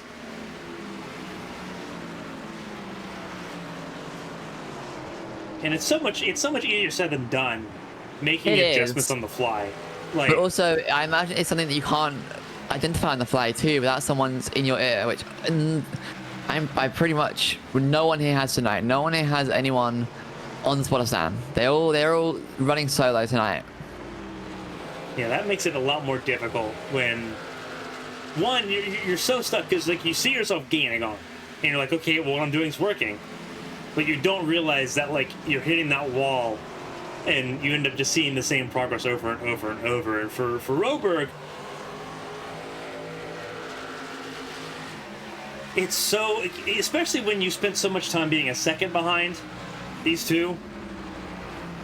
Now to suddenly you're thrown in and you're right on their bumper the entire time. It's very deceiving. Watchman got back ahead of Daffin as this top five continues to pivot back and forth. Craig defending what he can from Elkins as we approach the final 40 laps of this race here very soon. Carmen pit lane, that is Fraser. Fraser in for, I assume, a scheduled pit stop. I believe they pitted. Well, no, they would have pitted on the last caution, wouldn't they? No, they took the wave around. They couldn't pit. Oh, I see, yes. So Fraser was banking on it going green the rest of the way. And just, it really just kind of, because she pit on lap 90, which means she was going to probably go until probably about lap 140 and cut it into 50 lap stages and kind of save herself 10, 15 laps on the tires, which would have worked if it stayed green. Here is some interesting information for you. Watch one is fuel saving. He is clutching in the corners. I'm not surprised. I'm genuinely not surprised. Like that's in order for especially the top three to make it, they have to. Well, let me double down on that. Daffin is not fuel saving. So Watchhorn has identified the predicament he is in, and Daffin has no idea, it would seem. So we actually saw this before. Well, I saw this before at Kansas. Kansas was a fuel saving event for the most part. Daffin and David Wright. Actually, you look at David Wright at. I'm trying to remember what David Wright won, because David Wright won off of fuel mileage. I'm trying to remember where he won at. If I can interject, you can see just how much Watchhorn is backing up these cars in his fuel saving, because the battle for third place has now caught up with the battle for first place. They are car length, bumper to bumper to bumper in some of these cases. Right, so yeah, so they were right saved at Dover to make it and finish on the lead lap.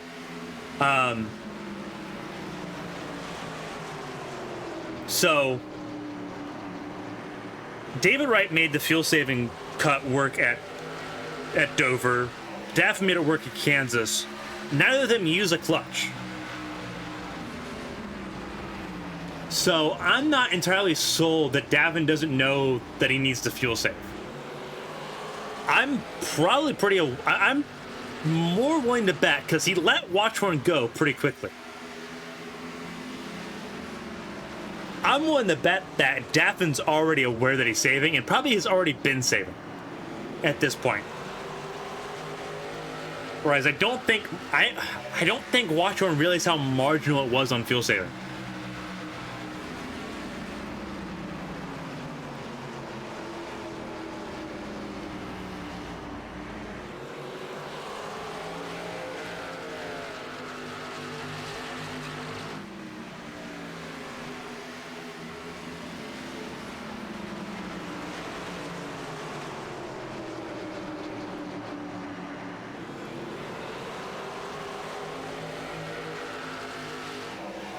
Just under 40 laps to go, and it's unusual to see so many of the front runners. They're all together. So close together. They are all together. They are all there. You need one camera to see the top 5 cars. This is an unusual occurrence. It's an amazing thing. All you need to do is put a fuel strategy race in play, and then let 5 of the better drivers in the series let them fly. It's been phenomenal so far.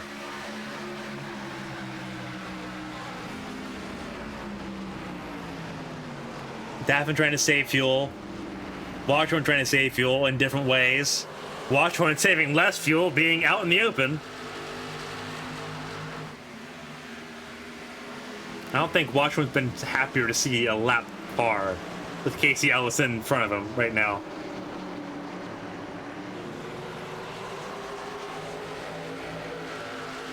I'm sure this race has been a great deal of not necessarily firsts, but infrequent occurrences of things that Watchhorn has been happy to have or happy to see. From cautions to lap cars to cars behind him, or more importantly, cars behind Daffin.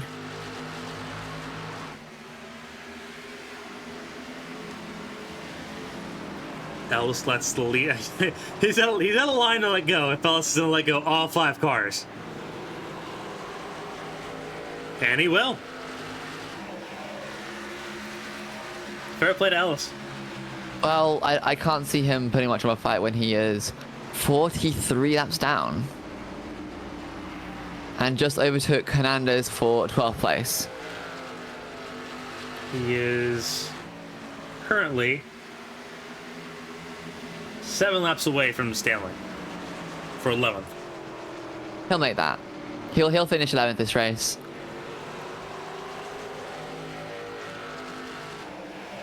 It's been a race of attrition, but those that have made it this far are in the fight. This while it may not be a realistic and likely prediction to make, I would say that depending on certain circumstances, how some things could play out, the top 5 cars all have a chance to win this. Yeah, 100% they do. It has been a thrilling 3 weeks. The past 4, I would really say the past 4 have been exciting. Because Sometimes for different reasons. Dover was a lot of fun. Kansas was phenomenal. Chicagoland was an interesting one. It was very different from Kansas. Ooh, Roebuck very loose out of 2. Gonna lose the pack by quite a lot there. With how much everyone's fuel saving, he's gonna catch right back up. Oh, he pit on the same lap as Daffin, Watchhorn, and Greg. He's going to need to fuel save just as much. I'm gonna argue because he's been in traffic most of this time. He's had that. It helps him a little bit because he's having to back off a little bit more. We talked about earlier how he was reacting to Elkins and Bryn and Greg. He's letting out more. He's staying off the throttle more than they are because he's reacting purely to what he's seeing. So he's reacting to their lines and their when they brake and when they let off the throttle. And he doesn't get back on it until they're on. So he's saving a little bit more fuel than like Bryn and Greg was earlier in this run when there was spacing between everybody. I would say he's probably one of the safer ones. I think Elkins is the safest right now of everyone in this group. Roberg is safer. I think he's safer than Watchhorn and Daffin. I would agree, yeah. Although, however, Watchhorn is clutching in some of these corners which the rest of the cars are not. I don't know how much that helps. And he does control the pace of the cars in doing that, and has very little to lose from it. There's been some changes made to the way that these cars handle when you clutch them in that has reduced the effectiveness of that clutch coasting that we used to see all the time. So I'm not sure how much more he's gaining then, and that's why you see people like Daffin no longer clutching and coasting, because the effect that you've gained now is so much less than it was before. Interesting.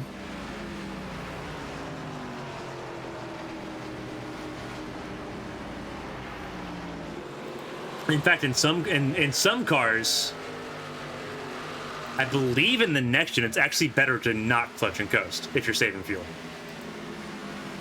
Well, that is good to know coming into Monday nights.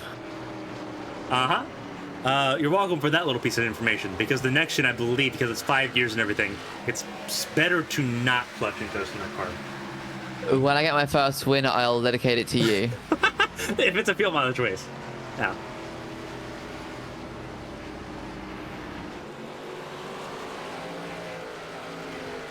Broberg beginning to make his move, trying to make his way forward.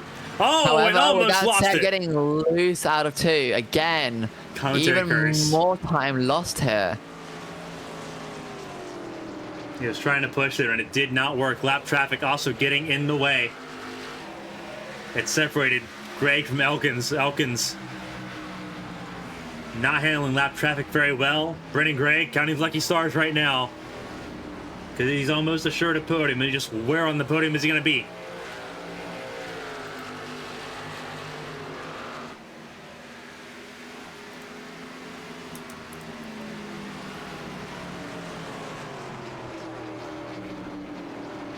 Oh, very, very, very high line from Roberg. I can't tell if he is changing his strategy for the remaining of this race, or after those last 2 back-end spins, he's just panicking.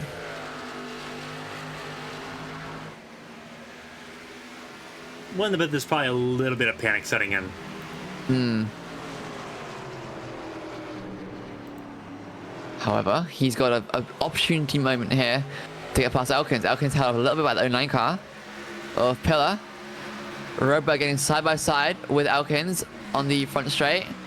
But Elkins stuck behind Pillar, absolutely sandwiched by Pillar here. Oh, he's gonna move Pillar. Very nearly turned Pillar there. That was a sign of, hey, you're a lap car. You need to get out of the way. Elkins now clutching in the corners too. Desperate to save enough fuel to not stop again. So Roberg Elkins very loose out of 4. Both these cars here, their rear tire grip is disappearing dramatically. Come the end of the race, if they do manage to both save enough to not pit, it will be like skating on ice. Absolutely.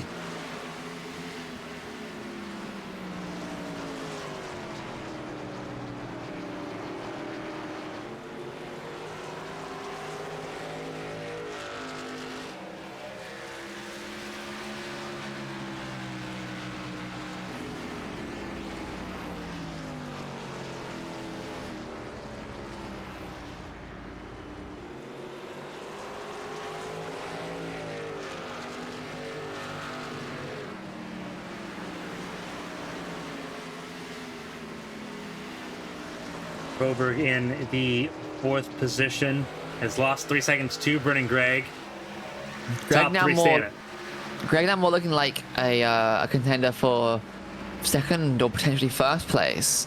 Really showing the consistency differences between Greg and Elkins, who while have been neck and neck for almost this entire race, one car making some more mistakes than the other car, and that other car still right at the front.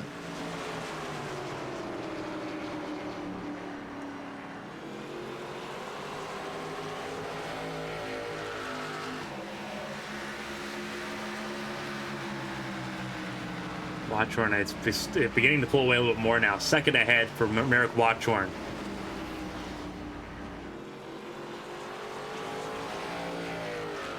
Who had to earn this fight tonight.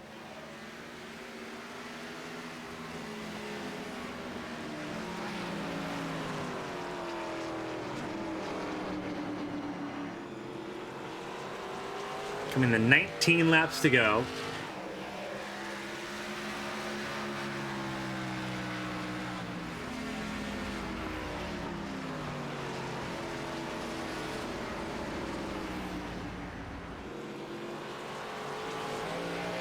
Getting closer and closer to Daffin is the 18 car.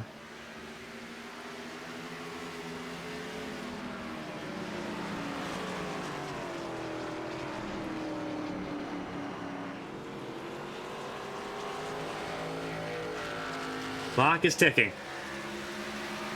And the gap now between Elkins and Roberg is an entire neighborhood. Similarly, Roberg and Greg is 2 neighborhoods.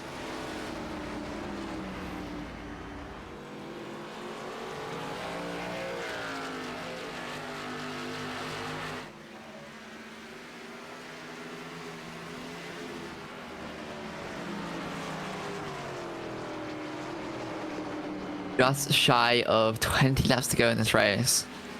Jacob Anything Elkins. still on the table? Jacob Elkins has fallen Oh far. no. Oh dear. This is outside the Right. top 5 now. Taking up the spoils of Elkins' losses. And Zip's not far behind. No.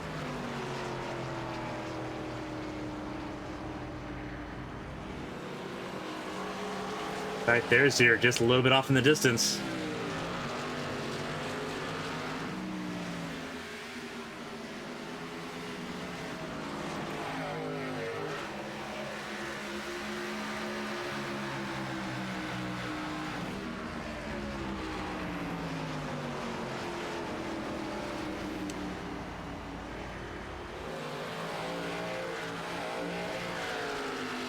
Washington's open the gap a little bit more.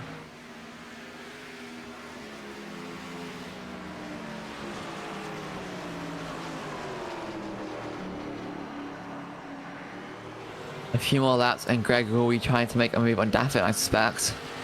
I don't think it's gonna be that much time. He is right there.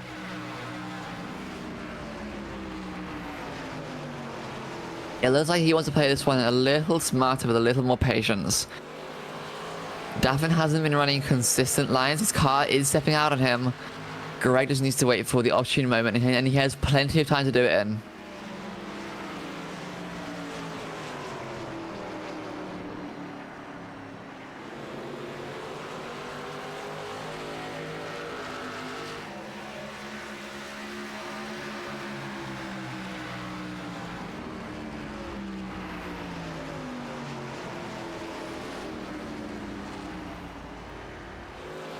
Thing is, if he thinks he can catch up to Watchorn, he's gotta make a move quick.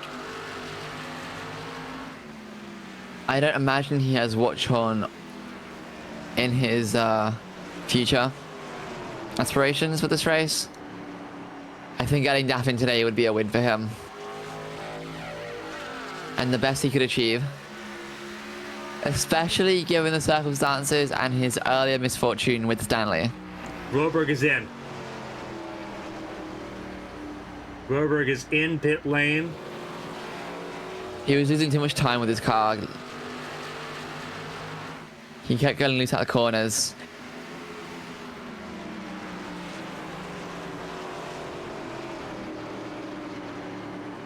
He was a lap 111 pit.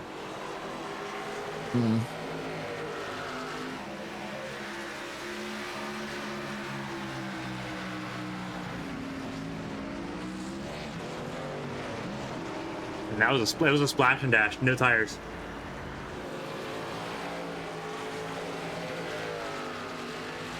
Excuse me, 2-tire stop.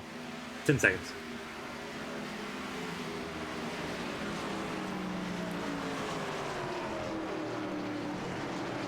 Crazy stuff.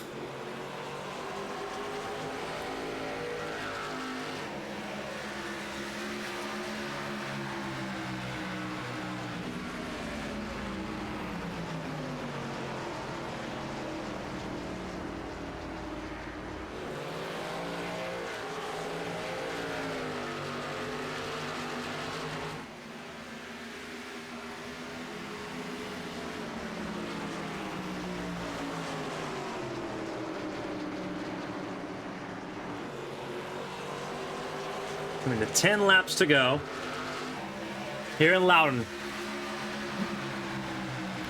Greg looks to the inside.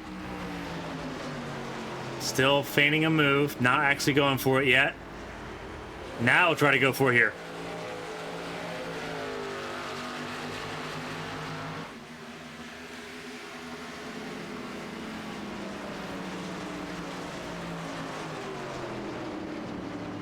Move is looking like it'll be done. Daffin not quite exiting the corner with enough speed and momentum to switch back with Greg.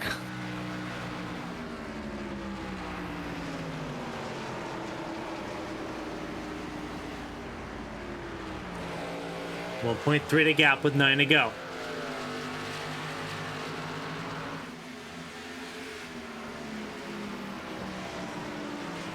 What do you want to bet? Some of these cars in the top 4 have not saved enough for the end of the race.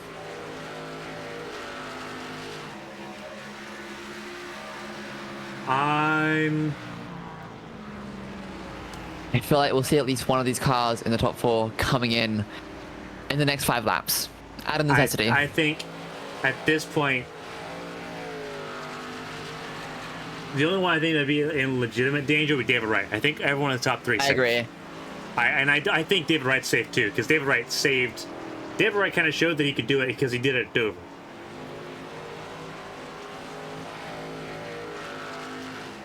I'm not super concerned about David Wright, but if someone were, it would be him. I honestly think the top 5 we're looking at right now is the top 5 we'll see at the finish. Probably not, maybe not in this order, but we are going to see it in this format. And the reason why I'm saying not in this order, Brendan Gregg is shaving off time like no other. But I don't think he has enough time to catch Watchhorn and make a pass.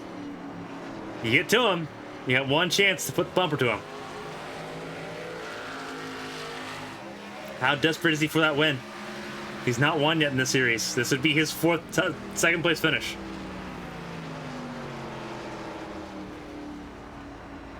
He's got to keep his eye on the prize. If Greg's not saving.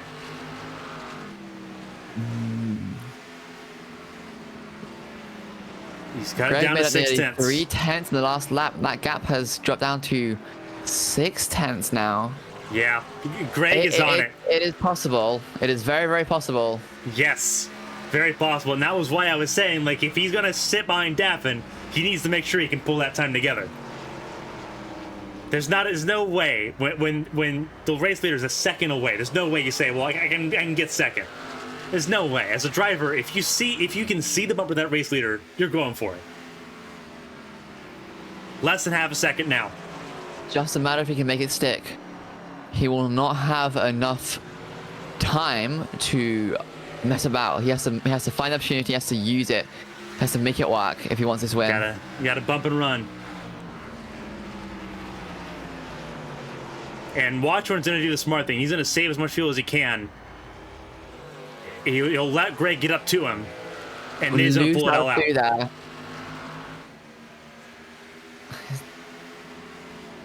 Coming to 3 laps to go. A little over 3 miles.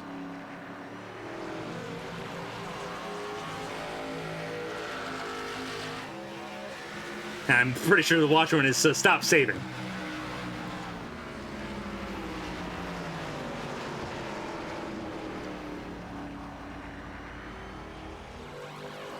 The thing is with saving fuel the way that Watchorn has, on top of using the clutch, which we obviously debated whether or not it's going to be effective or not, he's also using a lot more of that right front.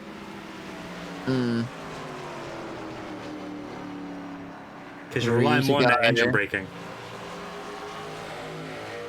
The lap times have equalized. I don't think Greg can do it. There isn't enough time in this race. Last time through, Greg was still just a little bit quicker. But not enough. Well, we'll see. Those large gains he was making towards 3-4 laps ago, but those aren't happening anymore. The times are the same, or it's a tenth, if that. It doesn't have to be, though. It doesn't have to be those same gaps now. He can get a little bit physical with it. It's less than 2 tenths. Coming to the white flag, he's got one chance. He's over a car length away. Yeah, we've seen drivers sail it in from half a second back and stick it. David Wright did the exact same thing. It's a matter of if Brendan Gregg thinks it's worth it. There are 2 corners left. He has 2 corners left to make this stick. He has to do it and make it stick. He hasn't done it in 3. He's got close. He's very, very close. Not close enough. I don't think he's got it. Not close enough. But very, very close. Oh, and Watchorn ran out. Watchhorn, I think he started sputtering because he slowed down big time. Yeah. He just confirmed over the radio he did run out. I saw that on car the line. lurch backwards. I saw the yeah. Incredible. That is putting it on the nose. If of Greg that fuel could have number. passed Elkins a few laps earlier, caught up to Watchhorn earlier, and made Watchhorn stop saving a little bit earlier, it would have been a done deal. That's what I was saying. When I was saying that he had to fast staffing, he had to make that happen because everything was so marginal in that lead up. It was so marginal. Just an extra lap. With that, our finishing order for tonight is Watchhorn in first. I don't know if he'll even have enough fuel to do any burnouts today. Brennan Gregg in second, just by 0.08, a bumper. Third place, Alec Daffin. Strong showing, but fell off towards the end. Mismanaged tire usage. He couldn't do a burnout. Fourth place, they're right. A good showing, up 7 from his starting position. Fifth place, Lydic Zia. Our top 5 running for today. Finishing where she started.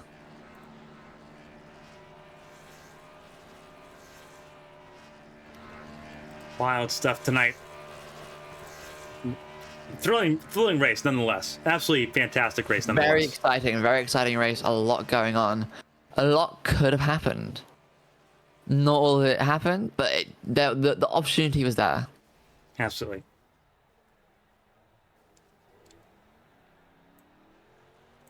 Post-race interviews happening shortly. I see Merrick Watchhorn obviously not able to do burnouts here, so we'll kind of jump down and get ready to do post-race interviews here. But before we get ready and started and ready to go, tonight's post-race interviews presented by the HTL Cup Series.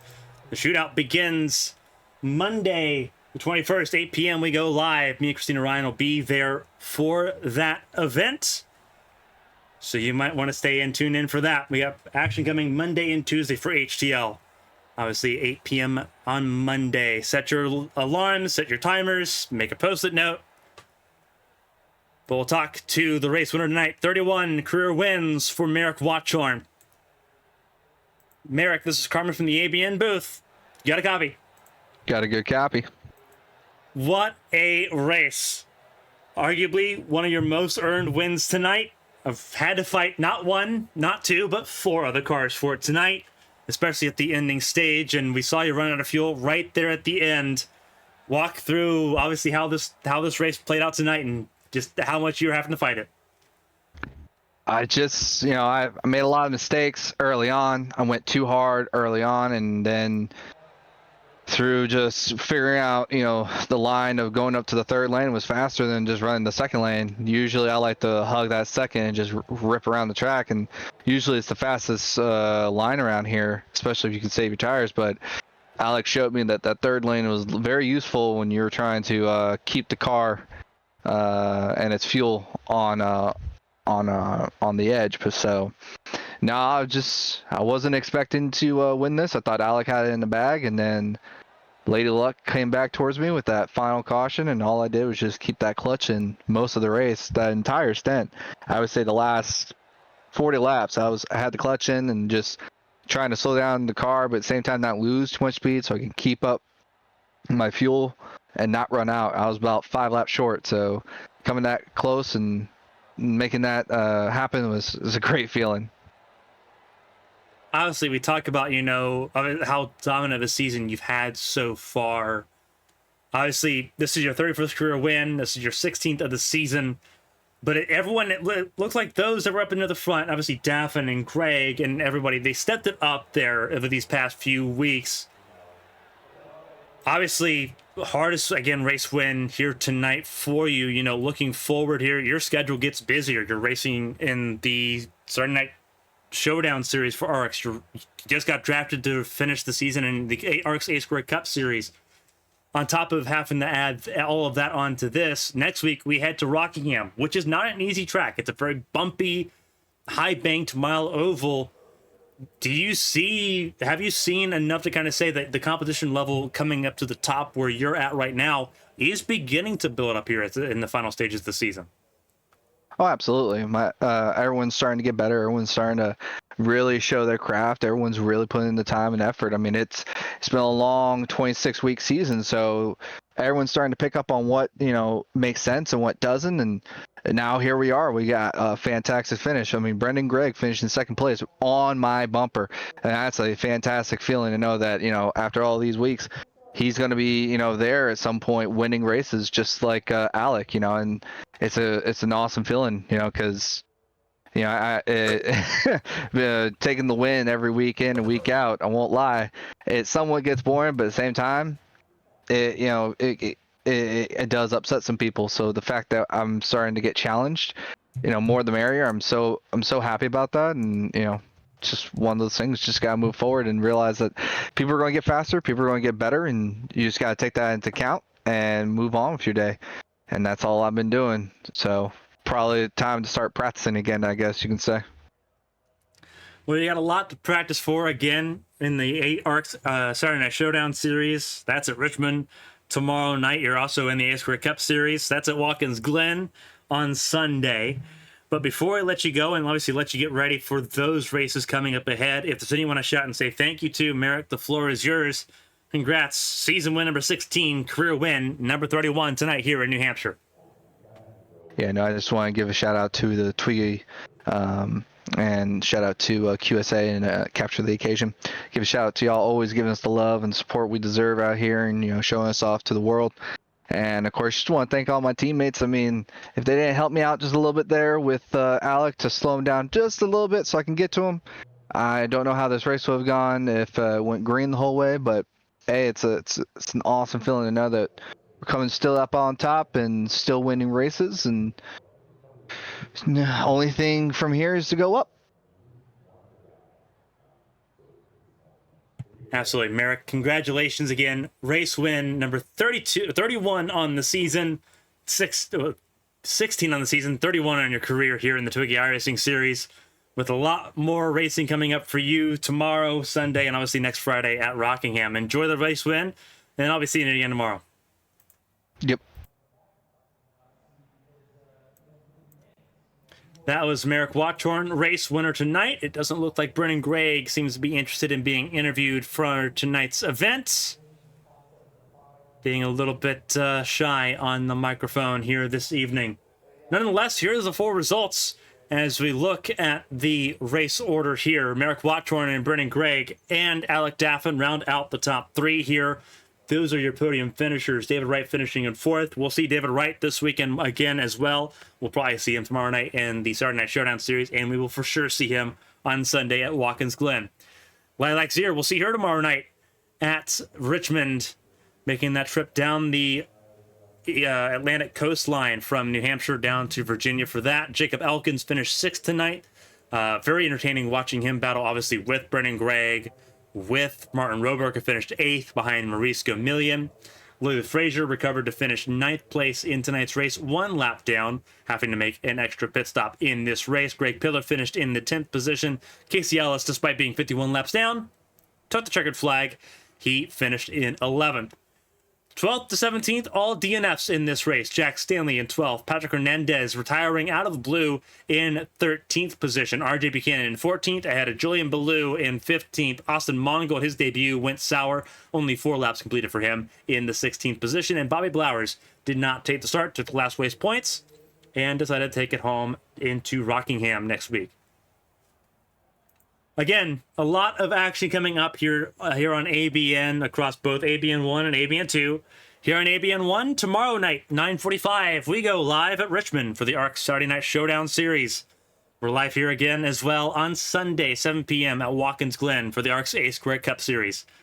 Monday and Tuesday, it's all HTL. HTL shootout action at Daytona. Monday night, 8 p.m. Me and Christina Ryan will be there. And then ABN 2, we go live for the first time on that channel for Preseason Thunder Part 2 at Daytona. That's the next few days in review, the next 4 days to be precise, in preview here on ABN. On behalf of everyone here for the HTL, for the TWIGI Cup Series, or for the TWIGI iRacing Series for HTL Cup Series for sponsoring our post-race coverage, and everyone here at ABN Studios, my co-commentator Callie, Heydt, I'm Carmen, Sienna. Until next time, stay safe, stay healthy, try to have some fun this weekend, try to stay cool this weekend, especially if you're in the US. Temperatures reaching 90 degrees in over 60% of the country. But until next time, we'll see you tomorrow night at Richmond. So long and take care.